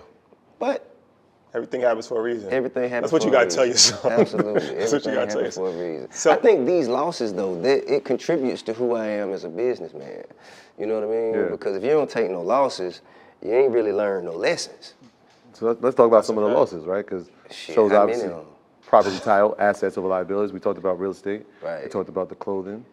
All right. We talked about the music, the studio. Obviously, we know that. What are some of the mistakes, some of the losses that you've had that have been attributed over your career? I mean, I think, well, we talked about one, Scales 925. That was a huge loss that taught me to choose my partners wisely. I've also dabbled in technology quite a bit. I've spent a lot of money to have made none. I've spent a lot of money on that. Sometimes it takes that. None. Also, the film The Trap, you remember that? With me and Mike Epps. It was on Netflix. I did. I saw it one night. I saw it one. Yeah, I'll let you talk about it. Yeah, so, you know, conceptually, on paper, seems like a phenomenal idea, you know? Mike and I contributed our time and services in exchange for an equitable share in the IP, all right? We had a director. I don't want to add that. It just was a bad play. It just was a bad play. It didn't work. It didn't turn out the way me and Mike envisioned, the way we thought it should. It was a bad play for many reasons. It was just a lot of mud in the water. You know what I mean? A lot of mud in the water. It didn't materialize the way we hoped. I mean, for every trap, you get the family hustle. And so, well, right? So, I mean, for a generation, and this bingo. is action, right? So, right. For our generation, we grew up watching the Cosby Show, right? And that was the family, black family. And for a certain generation, the family hustle became that program to see a black family. I think it was the Cosby Show, then it was Will Smith. Fresh Prince had Fresh that. Prince, that was like, they kind of existed around the same time. And then we had had My Wife and Kids. My Wife and Kids. My Wife and Kids. Bernie Mac show. Yeah. And then it was like reality TV, and it was like the Kardashians, but nah, that's cool. But here's tip. Yeah, it was a very wholesome show. Yeah. And it was needed. Yeah. Because it was a time when there wasn't a lot of balance. Yeah, and we got That's real. And we got to see a black father with his family. Right. And we got to see them grow. You're a grandfather now. Like this I am. This is like I'm watching from I'm serious to grandfather That's real. Tip. Grandfather I would tip. say grandfather tip. Papa Hell tip. Papa no. Granddaddy I use like shit, man. Hell Papa tip. no. But yeah, man, this is, evolution is real, I consider Family Hustle to be, one of those losses. One of those losses that taught me a lesson. Taught me a lesson about ownership. Ownership within film and television. And the money will rock you to sleep. You dig? If you allow yourself to be rocked to sleep with fees rather than equity, you will be rocked to sleep. You dig? That's the only time in my life I've ever been in a situation or a position where somebody could tell me, we shutting you down. You know what I mean? Like in music, I've always kept myself empowered with the right to choose my own destiny. That's the only time, and that was very unfamiliar to me. It was a learning experience, to say the least. So I know that there's some new TV that you're working on. The Apartments. Yeah, The Apartments, where we wrote, directed, produced, financed. Self-funded. Yeah, self-funded. I'm executive producing it with DC Young Fly. It stars a host of talent. You know what I mean? Some of the funniest motherfuckers you're gonna catch. And I think that from these first 2 episodes, we're looking to license the series. We don't want to sell it. You know what I mean? I want to maintain control over the IP and share it with the cast members. Can you talk about that a little bit? Because I don't think people really understand the importance of licensing it, right? Because then it can exist on different platforms, correct? Well, it depends now. Licensing means that you maintain the ownership of the IP and the brand, right? Right. The way Hollywood is set up, most of the time, when you see things on TV, someone had an idea, they walked it into a building, the people at the building liked the idea and gave them a bunch of money to sell that idea. Okay. And so whenever the people who wrote that check don't like this idea no more, It's over. It's over with. And the people who created it have nothing to say about it. Yeah.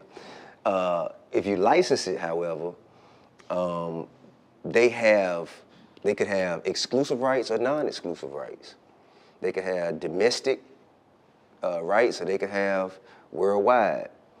But after that period of time, which is called a reversion period, the rights come back to you, and you can start that process all over again.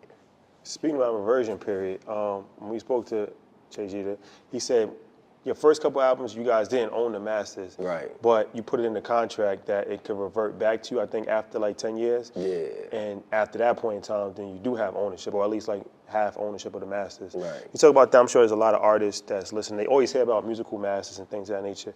They might not have leverage to get their masters when they first start, but that doesn't mean you can never have it. So Right. can you talk about your thought? Well, the best time to get it, man, is if you have been successful and it's time for you to re-up on your deal, and the label you with wants you to re-up, tell them, give me my masters. We're married. And what is it that you two do? Software. And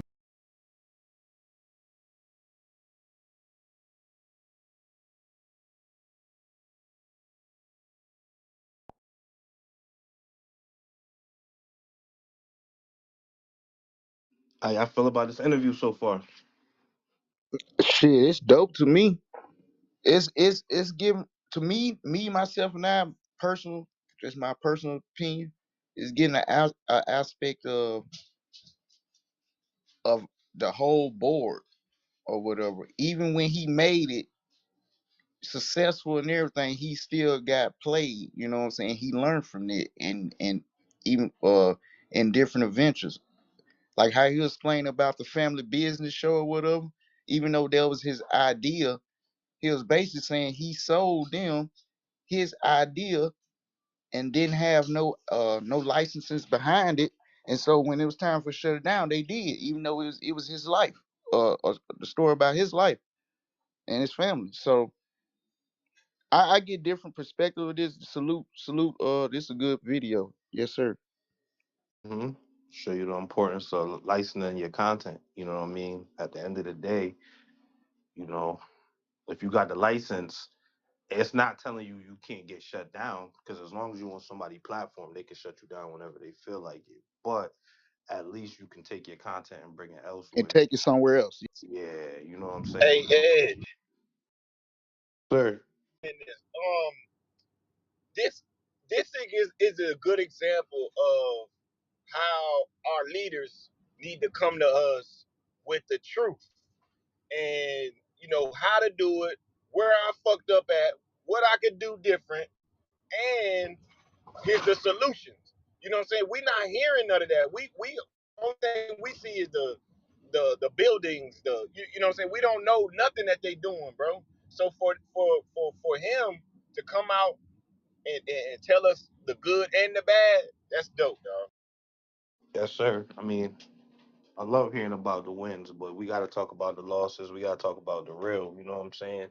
And at the end of the day, ain't nobody perfect. Everybody, if you venture into any business, you will take losses. You will. That's And, just and and the loss is not a loss. It's just that lesson that you had to learn so that you can go further, down the road. So, taking a loss ain't always a bad thing because of the experience of it. You know what I'm saying? You know what absolutely. not to do the next time. Like ET say, just because you lose don't mean you're a loser, bro. Shit, take that L on that $200,000 property. So when that $10 million property pop up, you won't take that loss then because it's gonna hurt worse. Woo! And Gonna what? And hurt. also, I learned if you in that field, you gotta pay attention to that IP. Who got control of the That's IP? your inner, Mm. that's your intellectual property, Joe. Yes, sir. Nah, I know what it means. I'm just saying, like, it's No, I like, just wanted to put a name to it, so for the audience. oh yeah. Yeah. So I don't. Yeah, that was a good. This a overall good interview. Straight up. That's all I'm saying. Your intellectual property you should always own because that's your dream, right? That's your idea, right? Money Mondays is our idea. We built it. Theory Thursdays, your intellectual property. Shout out to Dave's girl, because that's your idea, right? And now someone likes your idea. You don't necessarily have to sell your idea. Like, let's say LFX Media, right? We don't have to sell him our podcast shows. We could trademark it to him, right? You've got the rights to run it for a certain period of time, and we'll split on that, right? But then if I decide to put it somewhere else where it's going to be bigger, I still own the intellectual property, and that's the idea. Nor can they take it and just do it on their own because I own the intellectual property, and at that point, we're gonna get lawyers involved. So owning your idea is important and knowing how to leverage it. Yeah, Yes, sir. yes, sir. I'm not now. I'm gonna say this is very informal. I'm and I don't write notes. I keep shit in my head like a computer, and yes, sir. And this is very, very, very. Yeah, it was a good video. And to Stu's point, it shows the growth, right? From trap music to entrepreneurship, right? Having a good partner. Jay Jeter's a phenomenal businessman. I've gotten a chance to do business with him in the past. He a hood nigga that know business, right? So it's like having a good team. You know what I'm saying? Everybody playing their part. You know what I'm saying? It's awesome to see the growth in him as an individual and a businessman. From rapper to real estate mogul, right? Like that's the growth that Stu was talking about. We need to see, and the fact that along the way it wasn't just a smooth flight. There was some turbulence there, right? 100% Just that. Chico. And I think that's a big factor too. He had a team. Remember we talked about all the time in here. You can't do it by yourself. That nigga his legendary run, he had a team. I'm talking about from the baddest A&R to the all the way down to the street team, or Hannah with the with the with the avatar, whatever that shit called. I mean, the dude had a legendary team. So to be legendary, an artist, you have to have a team around you. That's a fact. And working with them during that time, Stu, what I loved about Grand Hustle was they was hood niggas, bro. They kept it 100. You know what I'm saying? But they was taking care of business. You know what I'm saying? Jay Jeter used to date our stylist, Fiscani Kyrie, right? She's world famous now, right? Which allowed us access to them as they were sharing PSC chains to take the fucking photo for the mixtape, right? Everybody didn't even have a PSC chain. Like you put it on, you stand up front, the country, you can.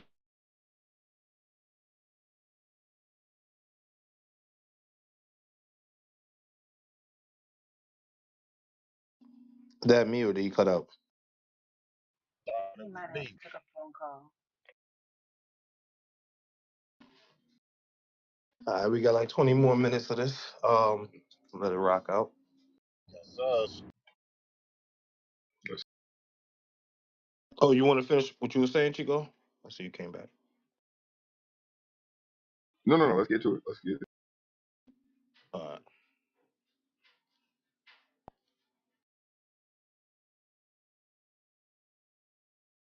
Let me own my masters. So either give me my masters or let me go. You have been successful and it's time for you. The rights come back to you and you can start that process all over again.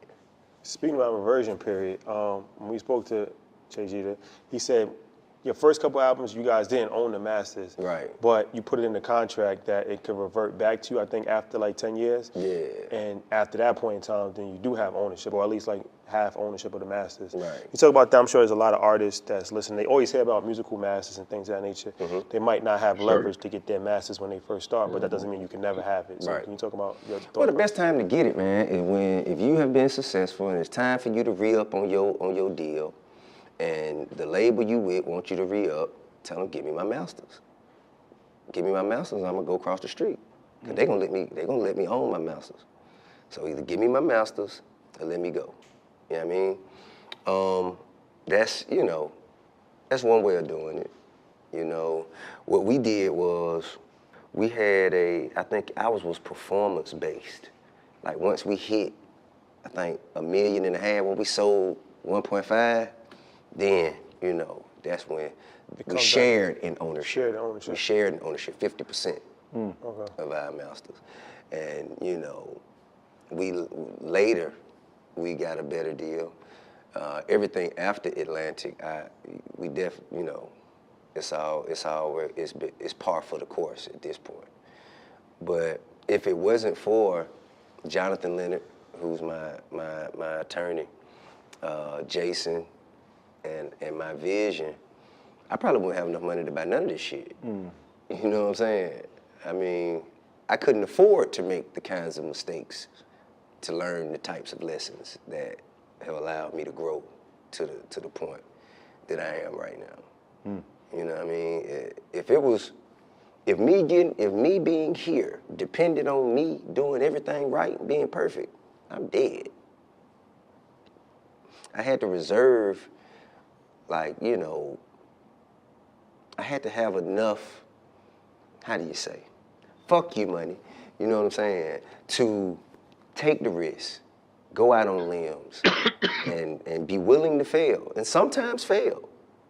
I had to have the ability to do that without starving myself and making myself desperate.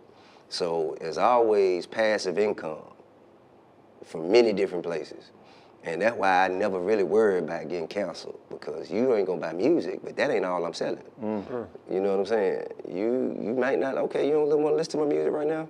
Fine, enjoy the museum. You don't wanna go to the museum? Fine, go purchase some cool. Pay your rent. You dig what I'm saying? Whatever, Pay your rent. Pay your rent. It's just so much stuff. And that was a product of just, I just pulled from the pages of people like Jay, people like Puff, Russell Simmons, Jay Prince, Master P, Baby and Slim, You know what I mean? Like, all of these people taught me without actually teaching me, but they taught me, they led by example, they showed me, you know, this is just the beginning. You know what I mean? This is just a stepping Hey, stone Ed. to get to the next level of what you have potential to achieve. Remember the other day we was talking about shouting out the big homies. You Yes, heard what sir. he just said. Mm-hmm. Jay All Prince, them, all them people helped him get to where he's at now. paved the way. Yup, they paved the Right? way. They paved the They way. gave him information so when he failed, he had somebody to bounce back on. You don't hear this no more, Ed. We think we do, oh, I did it. It's all me. Me. You know what I'm saying? But the younger generation, which has been like that for a long time, because I could tell you, I mean, Ti is one of the few, and this is why he's where he's at, and the people that came in the game with him is where they at. You know what I'm saying? Is when we younger, a lot of people don't want to take the advice of the older heads. Like look when Kodak Black, for instance, tried to Master P tried to help him out. You know what I'm saying? He went and disrespected Master P and shit. Granted, you know, maybe Master P overstepped his boundaries, whatever you want to call it, but I feel like he was trying to just help the homie out. But you know, we see too many examples of that. Everybody, you know, because in a sense, they preach, you know, doing it on your own and being independent and all this shit, but that don't mean you can't reach out to people and get information and knowledge and you know what I mean, or even exchange resources. You can't forget those things because those are the things that I mean, the type of money you got probably can't buy. You know what I'm saying? 100%.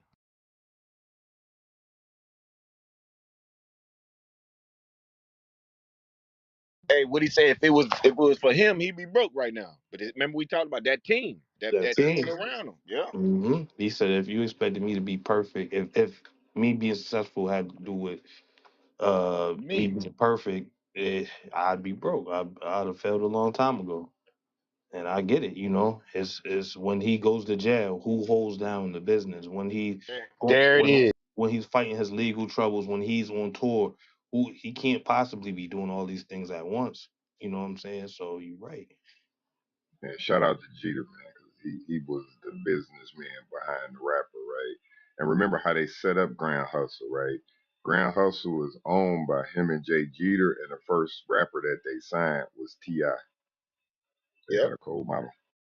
Pico, I was gonna tell you, maybe next Monday, they interview Jay Jeter first. I don't know if you heard that interview. That's a dope I ain't heard ass it. interview. I ain't heard it. I seen Yeah, the clip. I never listened to it. they interview him first, and I think he the one to plug them in with Tip, of course. You know what I'm saying? But yeah, that's because he break down the whole record game, the record label, all that on that episode. So whenever you want to do that, that's a walk down right there. Mm. Next Monday, we on it. So You said that this is beginning. It's very fitting because I'm Serious is the first album. Right. The next album. But they taught me, they led by example, they showed me, you know, this is just the beginning. You know what I mean? This is just a stepping stone to get to the next level of what you have potential to achieve. I like that you said that this is beginning. It's very fitting because I'm Serious is the first album. Right. The next album potentially is the last album. Kill the King, yeah, that's Kill it. the King is the last album. That's it. So the end of a music career, but the start of Clifford Harris. Who knows? Tip Harris. Cliff was my dad. Tip Harris. Tip Harris, the businessman? Or I mean, man. You're already a businessman. I mean, we know that, but he's at the beginning of his career. Entrepreneur, you know, multimedia mogul. I don't know. Call me what you want. Let's put them all together. Till, let me ask you this. We was just talking. What's up? Stocks. So, you know, we real big on stocks. We got a show called Market Mondays, huge stock show. Right on. I didn't know you was into stocks. You said you got Amazon at a pretty nice I got price. Amazon at the 52-week low in 2018, Christmas Eve, and handed stocks out as Christmas presents. To your kids? It's kids, employees. How'd they feel about that? They loved it. You know what I mean? They love Especially it. when it Especially went now. up. They're loving it even Especially when more. it went up. That's the gift that keeps Most on of the giving. kids sold theirs though. You know what I'm saying? You know when they hit like 2x, Yeah. they got out of there. Like, I'm done. Yeah. What made you get into stocks? Money. That's a good, smart guy. that's a good enough reason. That's a good enough reason. Yeah, money. It's kind of like gambling too. You know what I'm saying? Like picking a team. You know. I think that. Let me see. That's probably one of my best picks. You said NVIDIA. NVIDIA, yeah. That's a Got good an one. NVIDIA. That's actually. I also got in stocks when I was in prison. I used to paper trade in prison. Okay. You know what I'm saying? Some buddies of mine, one of which you might know. You know Sherman Williams.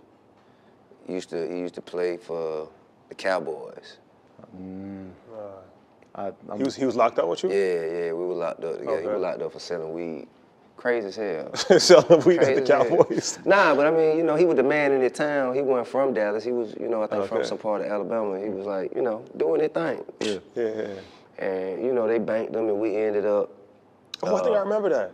I think I do remember that. Yeah. It was like big. Like, tons. Yeah, I think I remember that. Tons. I remember that. Yeah, tons. But even still, so they doing it right now. Legitimately making millions around the head. You take a man off the streets for doing the same shit somebody who look different than him can do and not have to see a day in jail. Shit don't make no sense. Free Rollo, by the way. Free Rollo. Very important. Yeah. So, you know, him, I got another partner named Ace that I was locked up with. And, you know, we used to paper trade and just kind of try to find trends in certain That's it. trends within the region, within the seasons. God does everything. You know what I'm saying? And when I got out, I just said I put what I learned to work, and I started pushing. You know, I think Apple was probably the first stock I bought. Good choice. Yeah. And then let's see, so Apple, Amazon, Coinbase, Beyond Meat hurting me. I'm up big on Coinbase right now. Yeah. Coinbase doing well. Coinbase doing well. Nvidia, PayPal. So we basically just have a little circuit. That's a nice portfolio right there. We have a little circuit, man. We'll just call and, you know, hey man, I heard this. Hey man, you know, with this whole metaverse thing, I heard about this. It's this new company that's supposed to be, you know, within the metaverse doing something within that. So I'm looking at this. I'm probably gonna grab some of that. No, NVIDIA is a good choice because we talk about the computer chip semiconductors, and if anybody knows, there's a shortage. Tesla. Tesla, Yeah. good choice. Another great one. There's a shortage of computer chips in the world. So like when you have like AMD, NVIDIA, Taiwan Semiconductor, SMH, all of these stocks have been on fire for the last couple of years because everything that we have is used by computer chips, being that there's a shortage. And they said 2026, the shortage is going to 2025 maybe? 2025. So if anybody's out there, that's a tip from T.I. I just want to say this. Yeah, and I just want to say this interview from 2 years ago. So. This interview from 2 years ago? Yes, sir. Damn. So you might. Yeah, because I heard him say break ground. I was like, damn, I thought them motherfuckers was done. Oh, okay, it makes sense. Damn, he been on the Nvidia. He said Nvidia. Yeah, he definitely.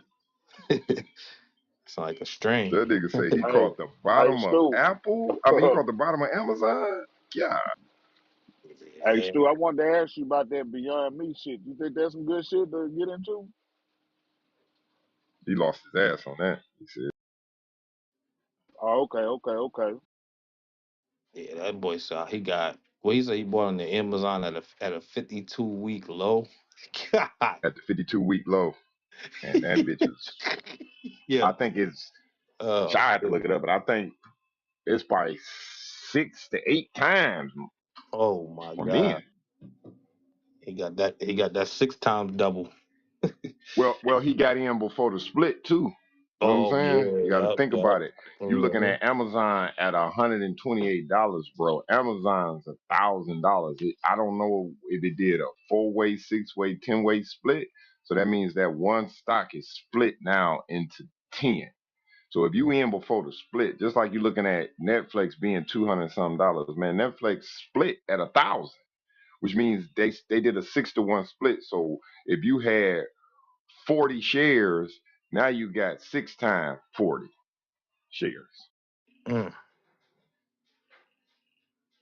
Yeah, that's dope. This, hey man, with this whole metaverse thing, I heard about this. This is a new company that's supposed to be, within the metaverse doing something within that. So I'm looking at this. I'm probably gonna grab some of that. No, Yeah, NVIDIA is a good choice because we talk about the computer chip semiconductors, and if anybody knows, there's a shortage. Oh, Tesla. Tesla, Yeah. good choice. Another great There's one. a shortage of computer chips in the world. So like when you have like AMD, NVIDIA, Taiwan Semiconductor, SMH, all of these stocks have been on fire for the last couple of years because everything that we have is used by computer chips. Being that there's a shortage, and they said 2026, the shortage is going to 2025 maybe. 2025. So if anybody's out there, that's a tip from Ti. Yeah, That's a real tip. That's a real tip. Another thing that we got in was like trying to catch, startups before they hit their IPO. You know what I'm saying? Like Lyft. Oh, you got in on Lyft? Yeah. Before the IPO? Yeah. Me, Jason, a few of us. How'd you get that? Just inside the relationship? Yeah, I don't know if he want his name mentioned, you know what I'm saying? But definitely. Let's say someone that I met through Jason. You know what I'm saying? It's a relationship that Jason had cultivated. Nigga, did they just and get him trying to presented it. snitch? We collaborated and got us like a Yep. little. Ain't that shit called I ain't gonna insider hold you. I trading? caught that shit too. They try to I get him to caught that admit shit. to I was like, hold inside on. trade. Yeah, they Yeah, I try was to get like, him know damn. inside. Hold Yeah, on, nigga. They went yeah. they I'm went like, Vlad on him. yo. I'm like, I thought I was tripping. I'm like, did he just ask him that? It's crazy. Did you know insider information,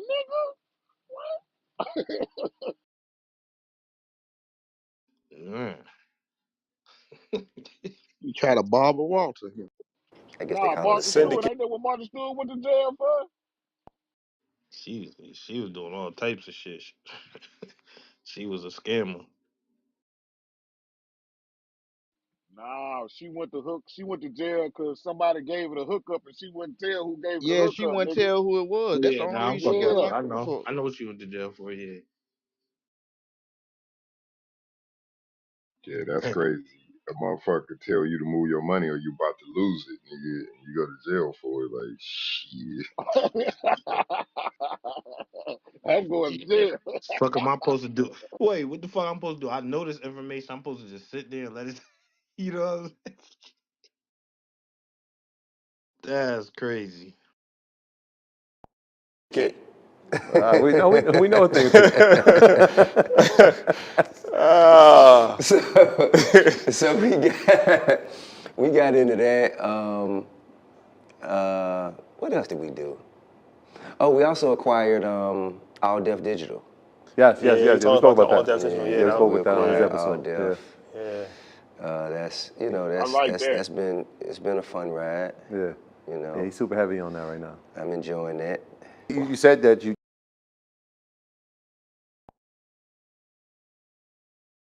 What you Y'all know say, about Ray? that out? Eat Y'all the know about real that Ray. out there digital? What about it?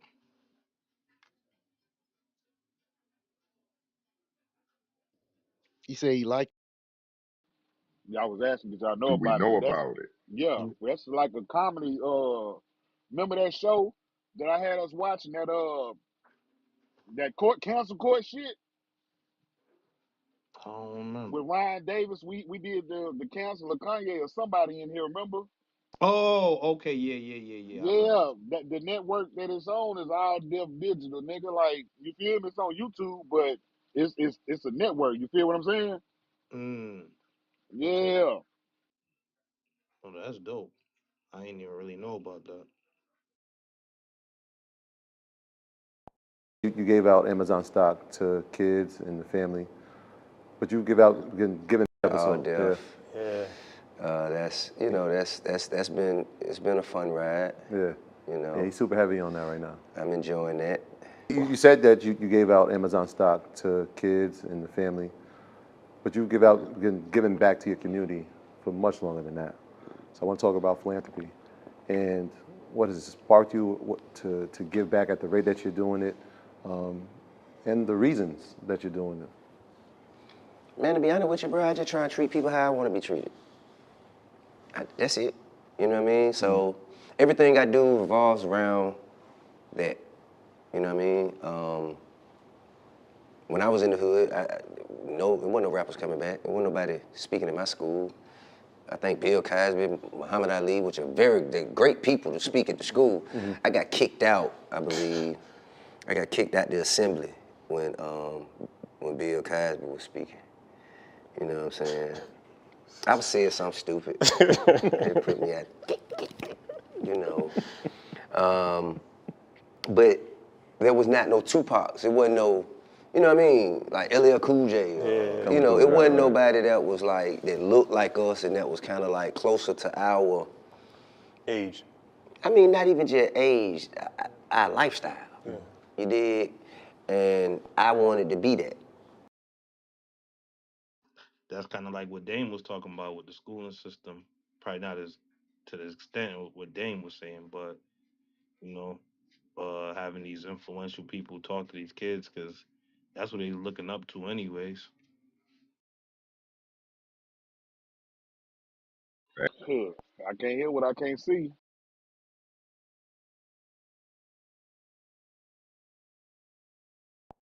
Looked like us and that was kind of like closer to our age. I mean, not even just age, our lifestyle. Yeah. You dig? And I wanted to be that. You know, when it's a kid that can't see outside of his environment, I want to be the hope that pulls up out of nowhere. He's like, shh, you from over here? With so many choices, how do you pick the right dog?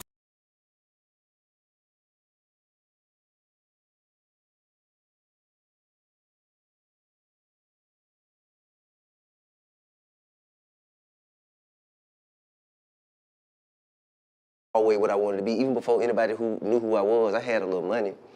And we used to, on Thanksgiving and Christmas, we'll ride around, we'll get us a U-Haul and fill it up with food, and we'll just ride around places, and pull it up, set up shop, pass it out. And that was 2001. You know what I mean? 2001, 2002, no organization. Nino Brown style. Pretty much. You know what I'm saying? I'm a real gorilla. Tossing turkey. Yeah, man. You know what I'm saying? And, you know, and bikes and toys on Christmas. It's kids, man, walk up to me today, said, hey, bro, I appreciate you. I'm like, all right, thank you. I'm thinking he's talking about music, like, man, you gave me my first bike. I ain't had no bike, I didn't even know how to ride a bike. You gave me my first bike. And, you know, that mean more than going platinum to me, you know. So it's the spirit of that. That's why, you know, I try to stay visible, for one, and active, you know, and giving back. You know, we have an event that we're doing, if I'm not mistaken, it's Saturday. Someday, anyway. So there's a program called the Next Level Boys Academy. And this program is like a diversion system, a diversion program that a judge, she, in lieu of, she'll give, if you catch a case, she'll give you your time, but assign you to this program. If you complete the program, they wipe the time. You know what I mean? Like community service program type?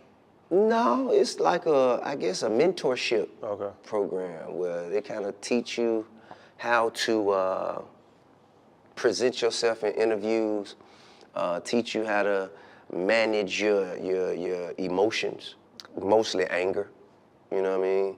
Teach you how to open bank accounts, fill out applications, tie ties, you know what I mean? Like all that, you know, and it's a program that I support. And the graduating class of this season, we're taking on a shopping spree. So that's gonna be like, you know, that's my congratulations to them. Take them and, you know, run a bag up, at a partnered specialty store. I don't know if it's the same one as last year, so I'm not gonna say a name. But like those types of things, it just it speaks to who I am. You know what I mean? And those are things that I would love to continue to do. That's why, you know, Harris Community Works is so important. Yeah. So anyone who wants to contribute to Harris Community Works can contact Toyon. We are 501c3 certified, and you can write it off on your taxes. Yes, very important. My last question for you, I see you got your family on your chain. Obviously, you're successful. You know, your kids are growing up different than how you grew up. How do you instill... Everybody except King. King insists on growing up exactly how you know what I mean? Everybody except King seems to be growing up different than me. King, however... What can you He do? mine. What can you do? You said a child for every moment in your life, the historic moment. It is. How do you instill like the work ethic? Because you know, it's always sometimes people feel like if people are privileged, they don't have the same work ethic, they don't have the same appreciation. Like, what's your thoughts on that? I think it's true. You know what I mean? I think it's true. I think that now the question of how do I instill it? I mean, with scarcity. You know what I mean? Like, make sure that it's something that they want that they can't just get, even though I could just go get it for them if I want to, but nah, what you gonna do for it? I mean, what you willing to give up? What you willing to sacrifice? How much sleep you willing to lose? You know what I mean? And I think that, like right now, you know, King, actually, I'm talking shit about him, but he's on track to graduate early. Like, it's the year he's supposed to graduate. He say he's gonna graduate in January rather than wait till May, because he's gonna have all his credits. That's what he say. He's a You slick, graduating high school, right? He's a slick one now. No, college, right? No, Oh, high no, school? no. King ain't going to college. You graduated from high school already? You get to graduate from high school early? I mean, if you got all your credits. Yeah, Okay. you can do it at 16. Yeah. I'm just See, thinking with it's the- bugged out with- because I remember when he was born. With the pandemic, you could get ahead. Okay, you know what I'm saying? And plus, he kind of, you know, he finessing.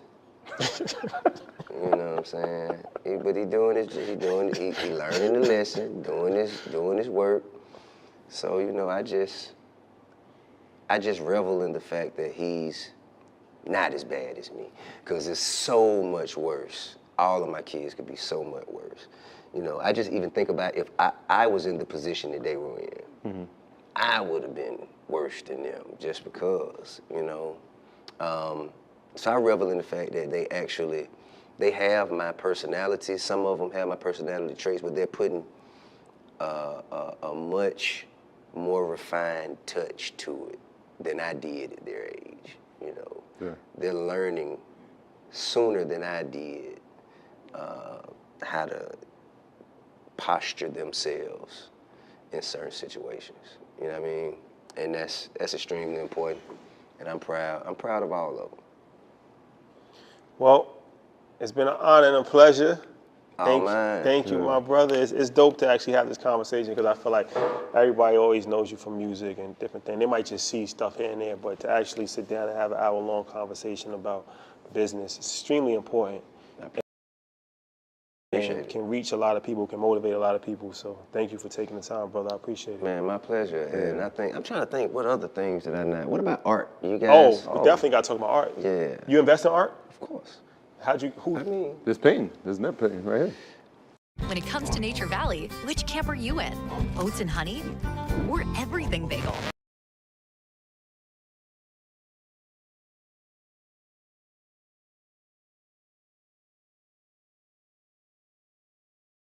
I mean, well, you know, that's a dope painting. But like, as far as, so we had, who did we speak to about art? We spoke to Swiss Beats' Troy Carter. Troy Carter. Yeah, Shout out to Troy he Carter. a beast. Troy Carter's a beast. So he was. They both a beast. He was educating us a little bit about art. Who turned you on art, and like, what's your philosophy in investing in art? Who turned me on? Probably Swiss. Swiss? Everybody. Probably Got everybody. Swiss. Got everybody. Swiss, Jay, Leor. Leor Cohen? I went to Leor's house and I saw this one piece that he has. Incredible piece. It's Captain America in thumbtacks. Oh wow. You know what I'm saying? Incredible piece. I don't know who did it. And I also saw Basquiat. And that's why I like, what is this? Scribble? What's he this had scribble scrabble? Leo had a Basquiat? Yeah, if I'm not mistaken, he did. Yeah, if I ain't mistaken. I think he had a wall too, if I ain't mistaken. Had everything. Now, I just left somewhere in Miami. I won't mention nobody. I don't like to mention people's names. Farah Basel? Yeah. I was invited to a party where, you know, I was also commissioned to perform. Commission. That's crazy. And it happened to be at this gentleman's house, you know what I'm saying?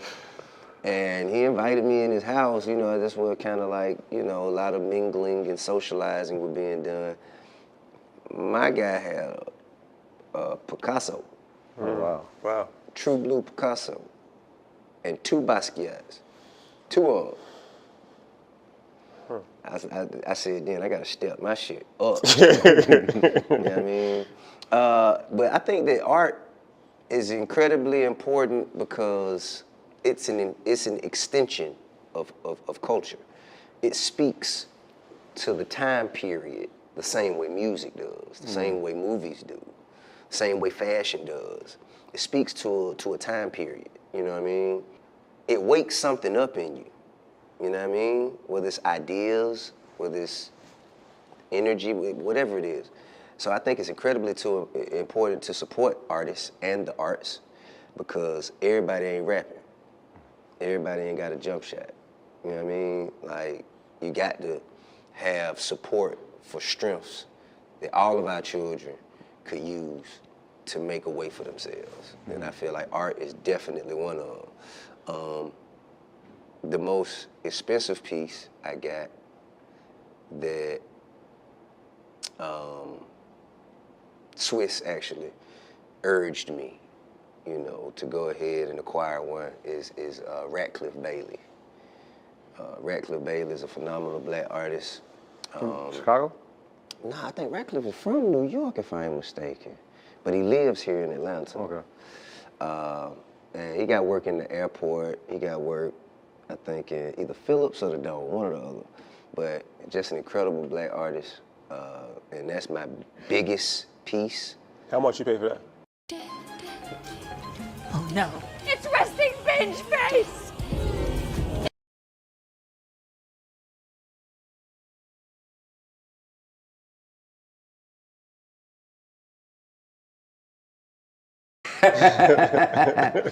Man, 6 figure. 6 figures. Yeah. It's an asset. It is. Did it go up in value? I ain't checked You haven't yet. even checked it yet. Yeah, I ain't checked yet. So you intentionally, Thomas Arvid is my second most expensive piece.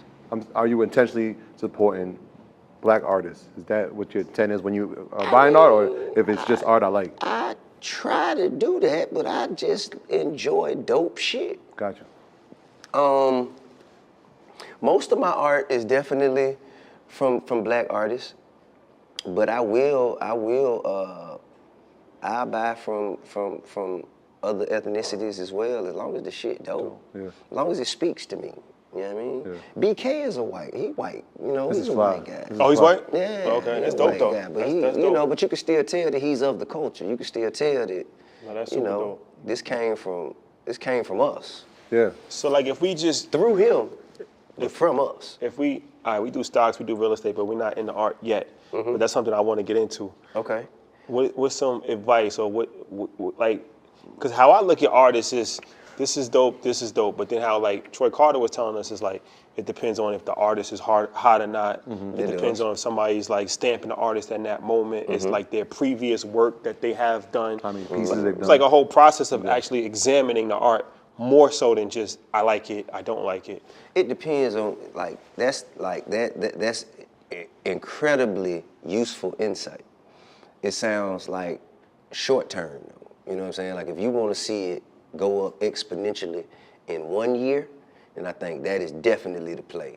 I mean, bro, to be honest with you, I just instinctively buy art that moves me. I have not yet learned which artist is on the verge of going and which one.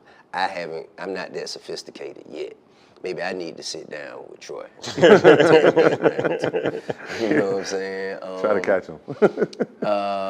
But like for instance, Susai. If you're familiar with Susai? I'm not, no. Okay, Susai, she's just incredibly talented artist. I have so much of her work, and I've been buying her work for probably 6 years. She probably one of the first people first artists that I met and started purchasing art from the actual artist. Another person, DL Warfield. DL actually designed my first album cover. And I'm also serious? Also Outkast. He Which did all the Outkast. He did all the Outkast. He was in the AT face. Aliens, the artwork for that. Yeah, he did AT Aliens. He did all of the Outkast album covers, most of them. And Goody Mob. You know what I'm saying? He was the vision kind of behind all of the artwork. He was head of the art department at LaFace. And now, you know what I'm saying, he's doing visual art. So let's see, him, and then there's a gentleman named Hobo Inc. And I bought some stuff at Basel. I don't know who these guys are. I just saw. Well versed. This is not an amateur at art collecting. This is well versed. So where are you storing these? Do you have a gallery that you're Actually putting? running out of wall space. Okay. In your house? Wall space, Okay. Yeah. I can't store it just in one house. In multiple homes. Yeah. So I'm thinking, right? We have the Trap Music Museum. But what's stopping us from having the Tip Art Gallery? Nothing. I mean, that could be the next thing, right? And now artists. Yeah, just find a building and purpose the space for an art gallery. I'm sure you got one. I got one. Right? On the other side of the yeah. I mean, I think, all of these things, man, it just, we just take the necessary steps, and in due time, we'll get there. We'll get there. We just got to prioritize the visions accordingly. You know what I mean? Because there's other things, that we came up with last year that, are materializing this year. We just want to keep it in a fluid pace. Well, word on the street is that we had the most lit activation at Art Basel. Shout out to our partners. Okay. At United Masters. So next year. I didn't get an invite. I'll tell you who I called after. What? And they told me you were a little bit busy. For real? But next year. Next year. It's quite the calamity that I want. You know what I mean? Nah, man, y'all doing y'all thing, bro. I enjoyed this conversation as well as the first one we had. Yeah, the first one was a vibe too. Yeah, that was dope. That was dope. It's dope for me because, like I said, Troy's a fan too, but I was like really a fan. Like I still am, but like we used to debate. This is true. We used to debate. I'm like, yo, my boy T.I. is the hottest rapper in the South. He's like Lil Wayne. And then he said Jeezy. And I was consistent with T.I. No, I stopped. The King album, I said, nah, T.I.'s the hottest. But you still was on Jeezy. I stopped. No disrespect to Jeezy. Y'all been polying a long time, huh? Oh yeah, a long time, like middle school. Yeah. That's what's up. Yeah. And then like I was like Wayne, and it gets Tip so serious. Like crazy. I'd be like, we start playing music, like go to the car, and like it'd be like people outside. So like, verses before the verse. verse. Exactly. That's a fact. That's a fact. He played a Wayne verse, I played a T.I. verse. So I think that's the verses that Wayne? Yeah, I think that's, but I don't think he'll do it. I don't think he will either. I don't think he'll do it. I probably wouldn't if I were him. I just can't see him trying to I don't know. Somebody have to be there pressing the music. He probably don't, you know what I mean? He just takes me to like creative. I gotta, what song am I doing now? One thing about bro, he in his own world. You know what I mean? That's why. And curating his own universe. Curating. So anytime he need to step outside of that, I think he try to stay away from that as much as possible. You know what I'm saying? Yeah. But if we can't do Wayne, I do like to see Ross. That's our guy too. I fuck with Ross. Ross, lyrical giant. I fuck with Ross. Ross fine. But the thing is, I'm wondering, right? So if you have a second run at it, right? Mm-hmm. You can't play the first song. Are you able to play the songs that were played? We asked him. He said he got a whole bag that he didn't play. And he said he's saving it for somebody. He said I'm prepared. He said I'm prepared to play a whole 20 songs that I didn't.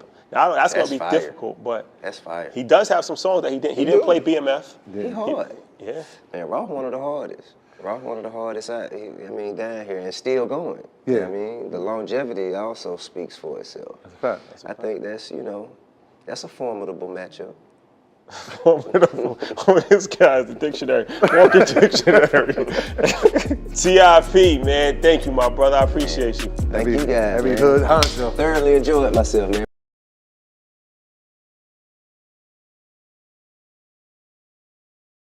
Say, hey, money, yeah. Don't be blowing me up, nigga. I ain't getting up. If it ain't about the money. Money Mondays, Money Monday. That Yes, shit was sir. lit right there. That was one of the best interviews I heard. That nigga gave Ross his props. Mm-hmm.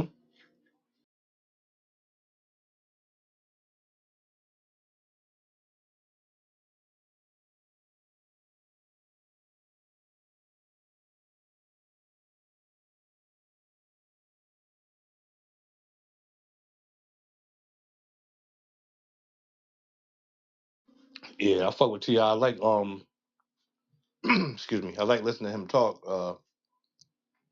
This nigga say everything so elegantly.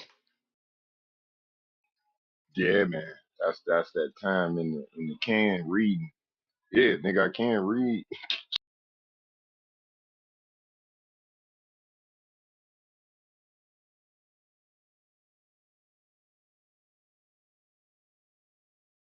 Yeah, he a smart cat, man. I fucks with him.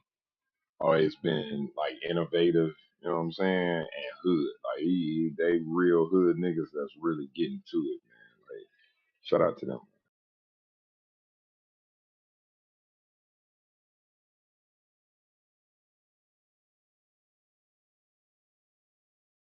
That's a fact. I had an interview with 50, but it's kind of long too. I think I'm gonna just hold off. Gotta leave out probably like a little bit. That's dope though. Appreciate you, Eddie. I'm gonna revisit that shit that we walked through so I can play audio. Oh yeah, yeah, for sure. Whenever you're ready, I got you. Yeah, I got it wrote down though. I do take notes, and if I run into a hiccup, I'll let you know. But I think I got it wrote down. I just got to do it. Like I say, I'm trying to move. I just got a lot going on. So You good, bro? You know, if I'm here, I don't mind doing it. yeah, that shit was dope right there. I didn't catch a lot of the first video, and I hadn't heard it before. What was the young lady talking about? I know she got into business credit and some trade lines, and she got into NAV and boosting your credit score. Was that a good video? I had went into it. Yeah, yeah. I was asking you questions, but I figured you got busy.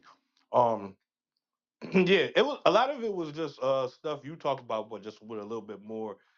Like, not I'm gonna say more detail because you've talked about a lot of everything she pretty much said, but she just compiled a lot into one. A lot of stuff you said. Yeah, yeah.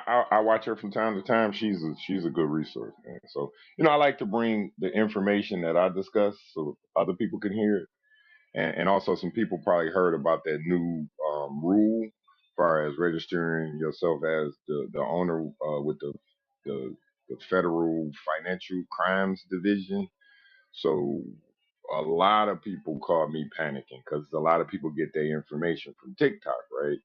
So you know it's not nothing to panic over. You just tell your person who does your taxes when you do your taxes that you want to have that document included in that paperwork. It's no big deal.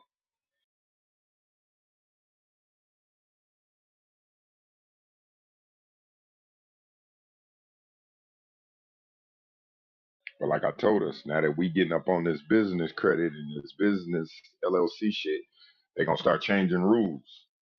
So better get in now.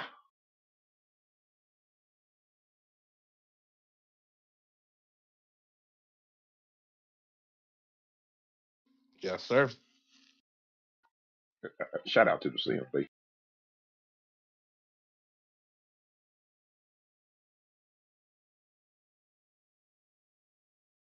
Yeah, we're gonna get Money Mondays built up like they got that marketing Monday over there. They got 100 people over there. Just wait. Don't believe me? Just watch.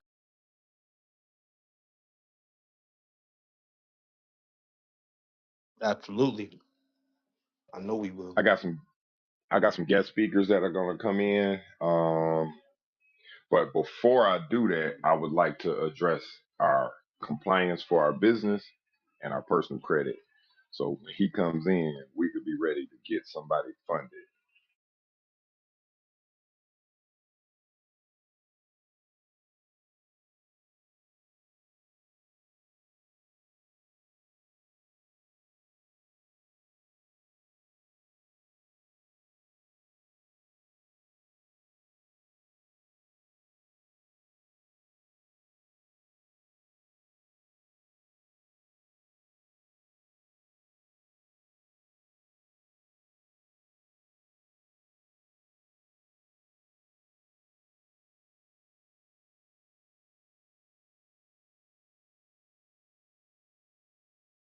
Yeah, shout out to T.I. though.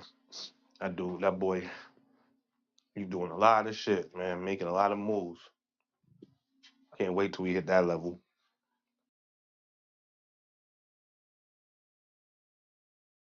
Hey, it's coming. That debit is coming, bro. That's a fact. We got the team, we got the engine, we got the wheels. We just got to put it all in motion.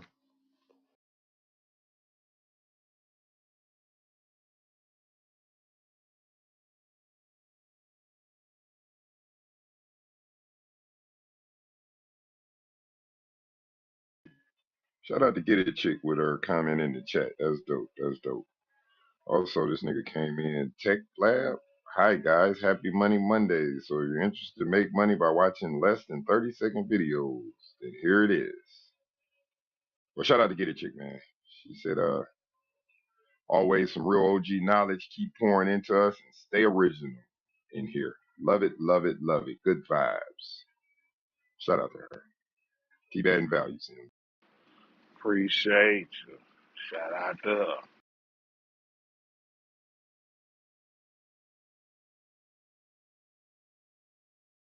Yeah, that was a good cookup. That was a good cookup right there.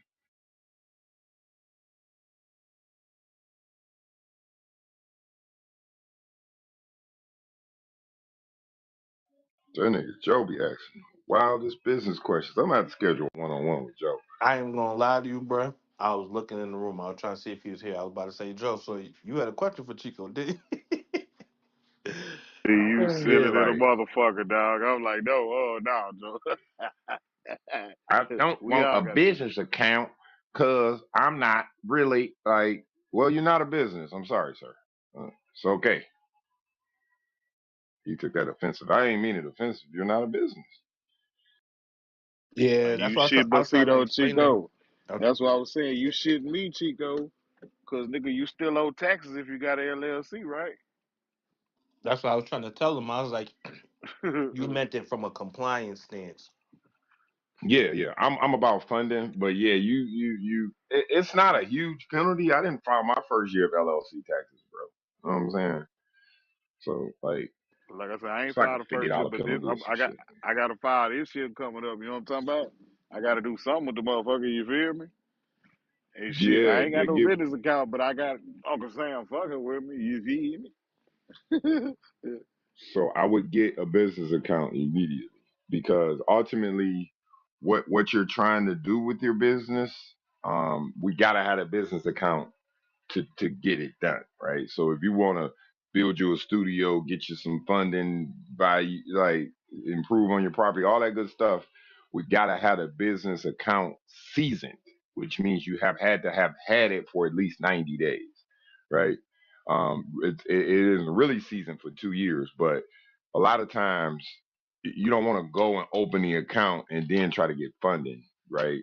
So it's more on a one-on-one basis, but yeah, the business account is important because technically you should be using your business account and getting away from your personal account, setting up your DUNS number, getting trade lines, like, you know what I'm saying? Start to build it out to be scaled because ultimately you're going to need funding to scale it out. So yeah,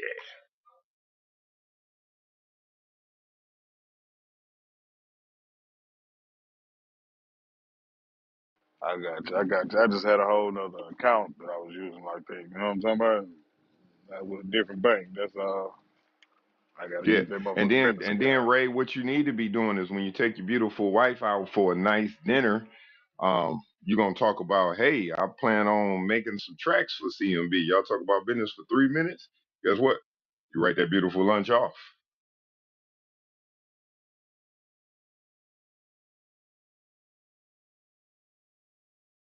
You was gonna pay for it anyway. Yeah. Just turn a date with your wife into a business meeting. God damn.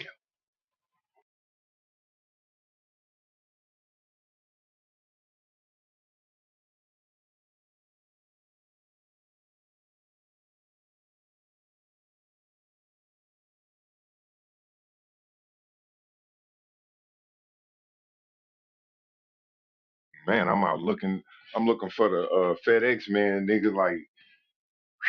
Like motherfucking Social Security people be looking for the mailman, bro. This check supposed to came last week, but because of the storms, nigga, I'm getting that bitch today. I need that motherfucking stack. Yeah, yeah. Shit behind. Just to let y'all know, shit is behind. Shit, it just Yeah, got back like Saturday. I missed Saturday, but shit, they were like, yeah, nigga, that was a good day for you to miss work, nigga. Cause all that shit fell on them on Saturday. so they dropped the bag on y'all, dude. Hey, and I wasn't there, chico. You know what I'm saying? Get folks, I was And like, coworkers like, damn, I should have called off. I knew I told myself to call. nigga, that's what they did, nigga. Like that evening, they were like, nigga, you picked a good day, nigga. How you know? I said, man, y'all know I had to go with my kid folk, man. That funeral, you know what I'm saying?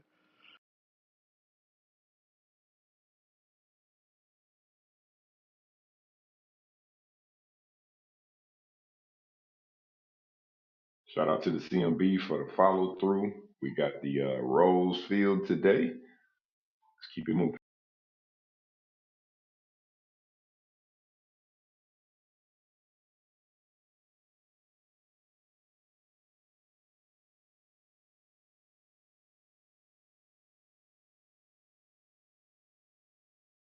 Yes, sir.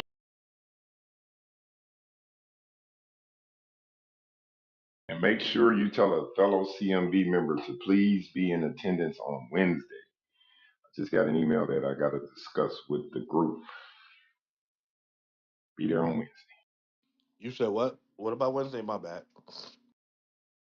No, just make sure you pop in on a meeting on Wednesday. I know you I working got that night. I got it. That's me and Ray job. We got it. We got it. We got it. I'm gonna make sure. Yes, sir. I'm gonna stress it every day for the next 3 days. Business meeting, mandatory Wednesday night, 7 o'clock.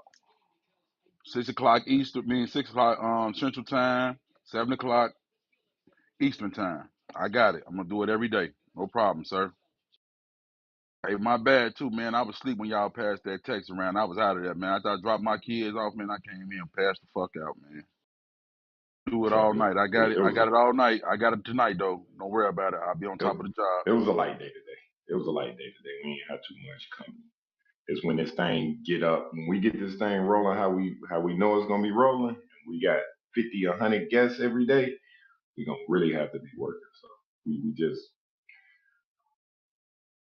getting the process down. Yes, sir.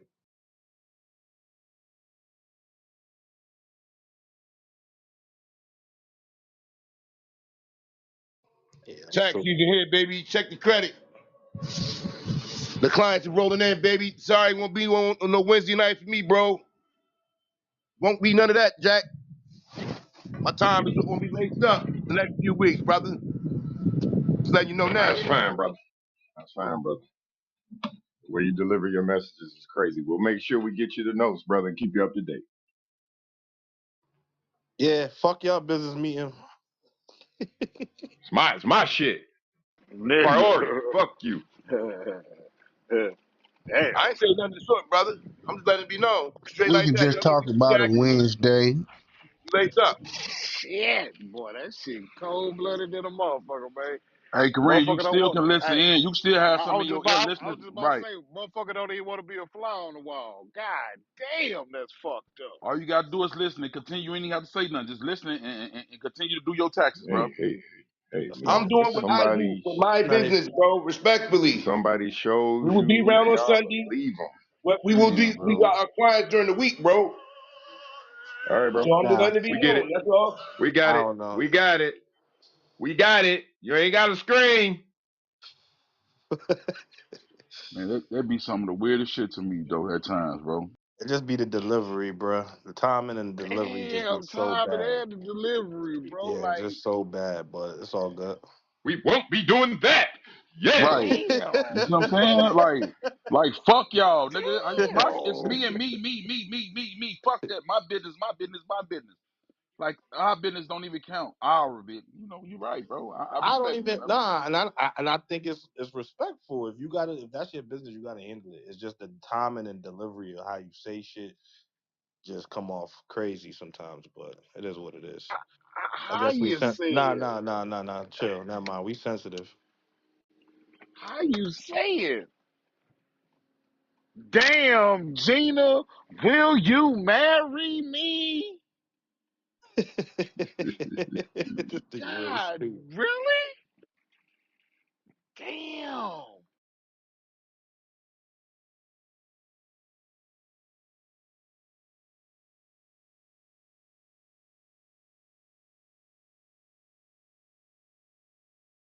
And R.I.P.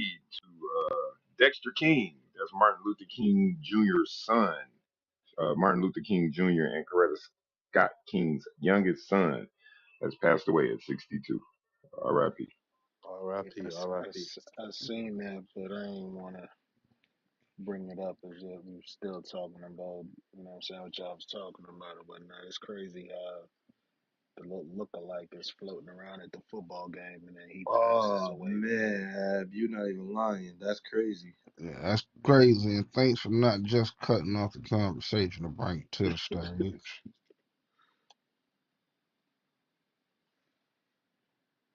Did y'all hear what Dave Chappelle said about Cat Williams?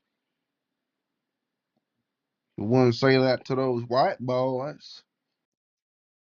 That shit was crazy last Yes, I wasn't here for that. Eddie, I'm not talking to you. I'm talking to my brother Chico. Yeah, me neither.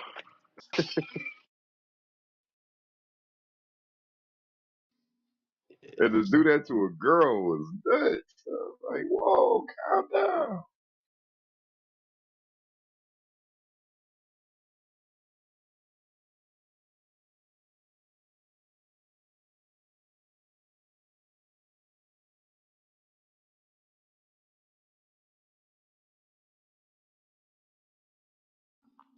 Facts. Shout out to Money Mondays though.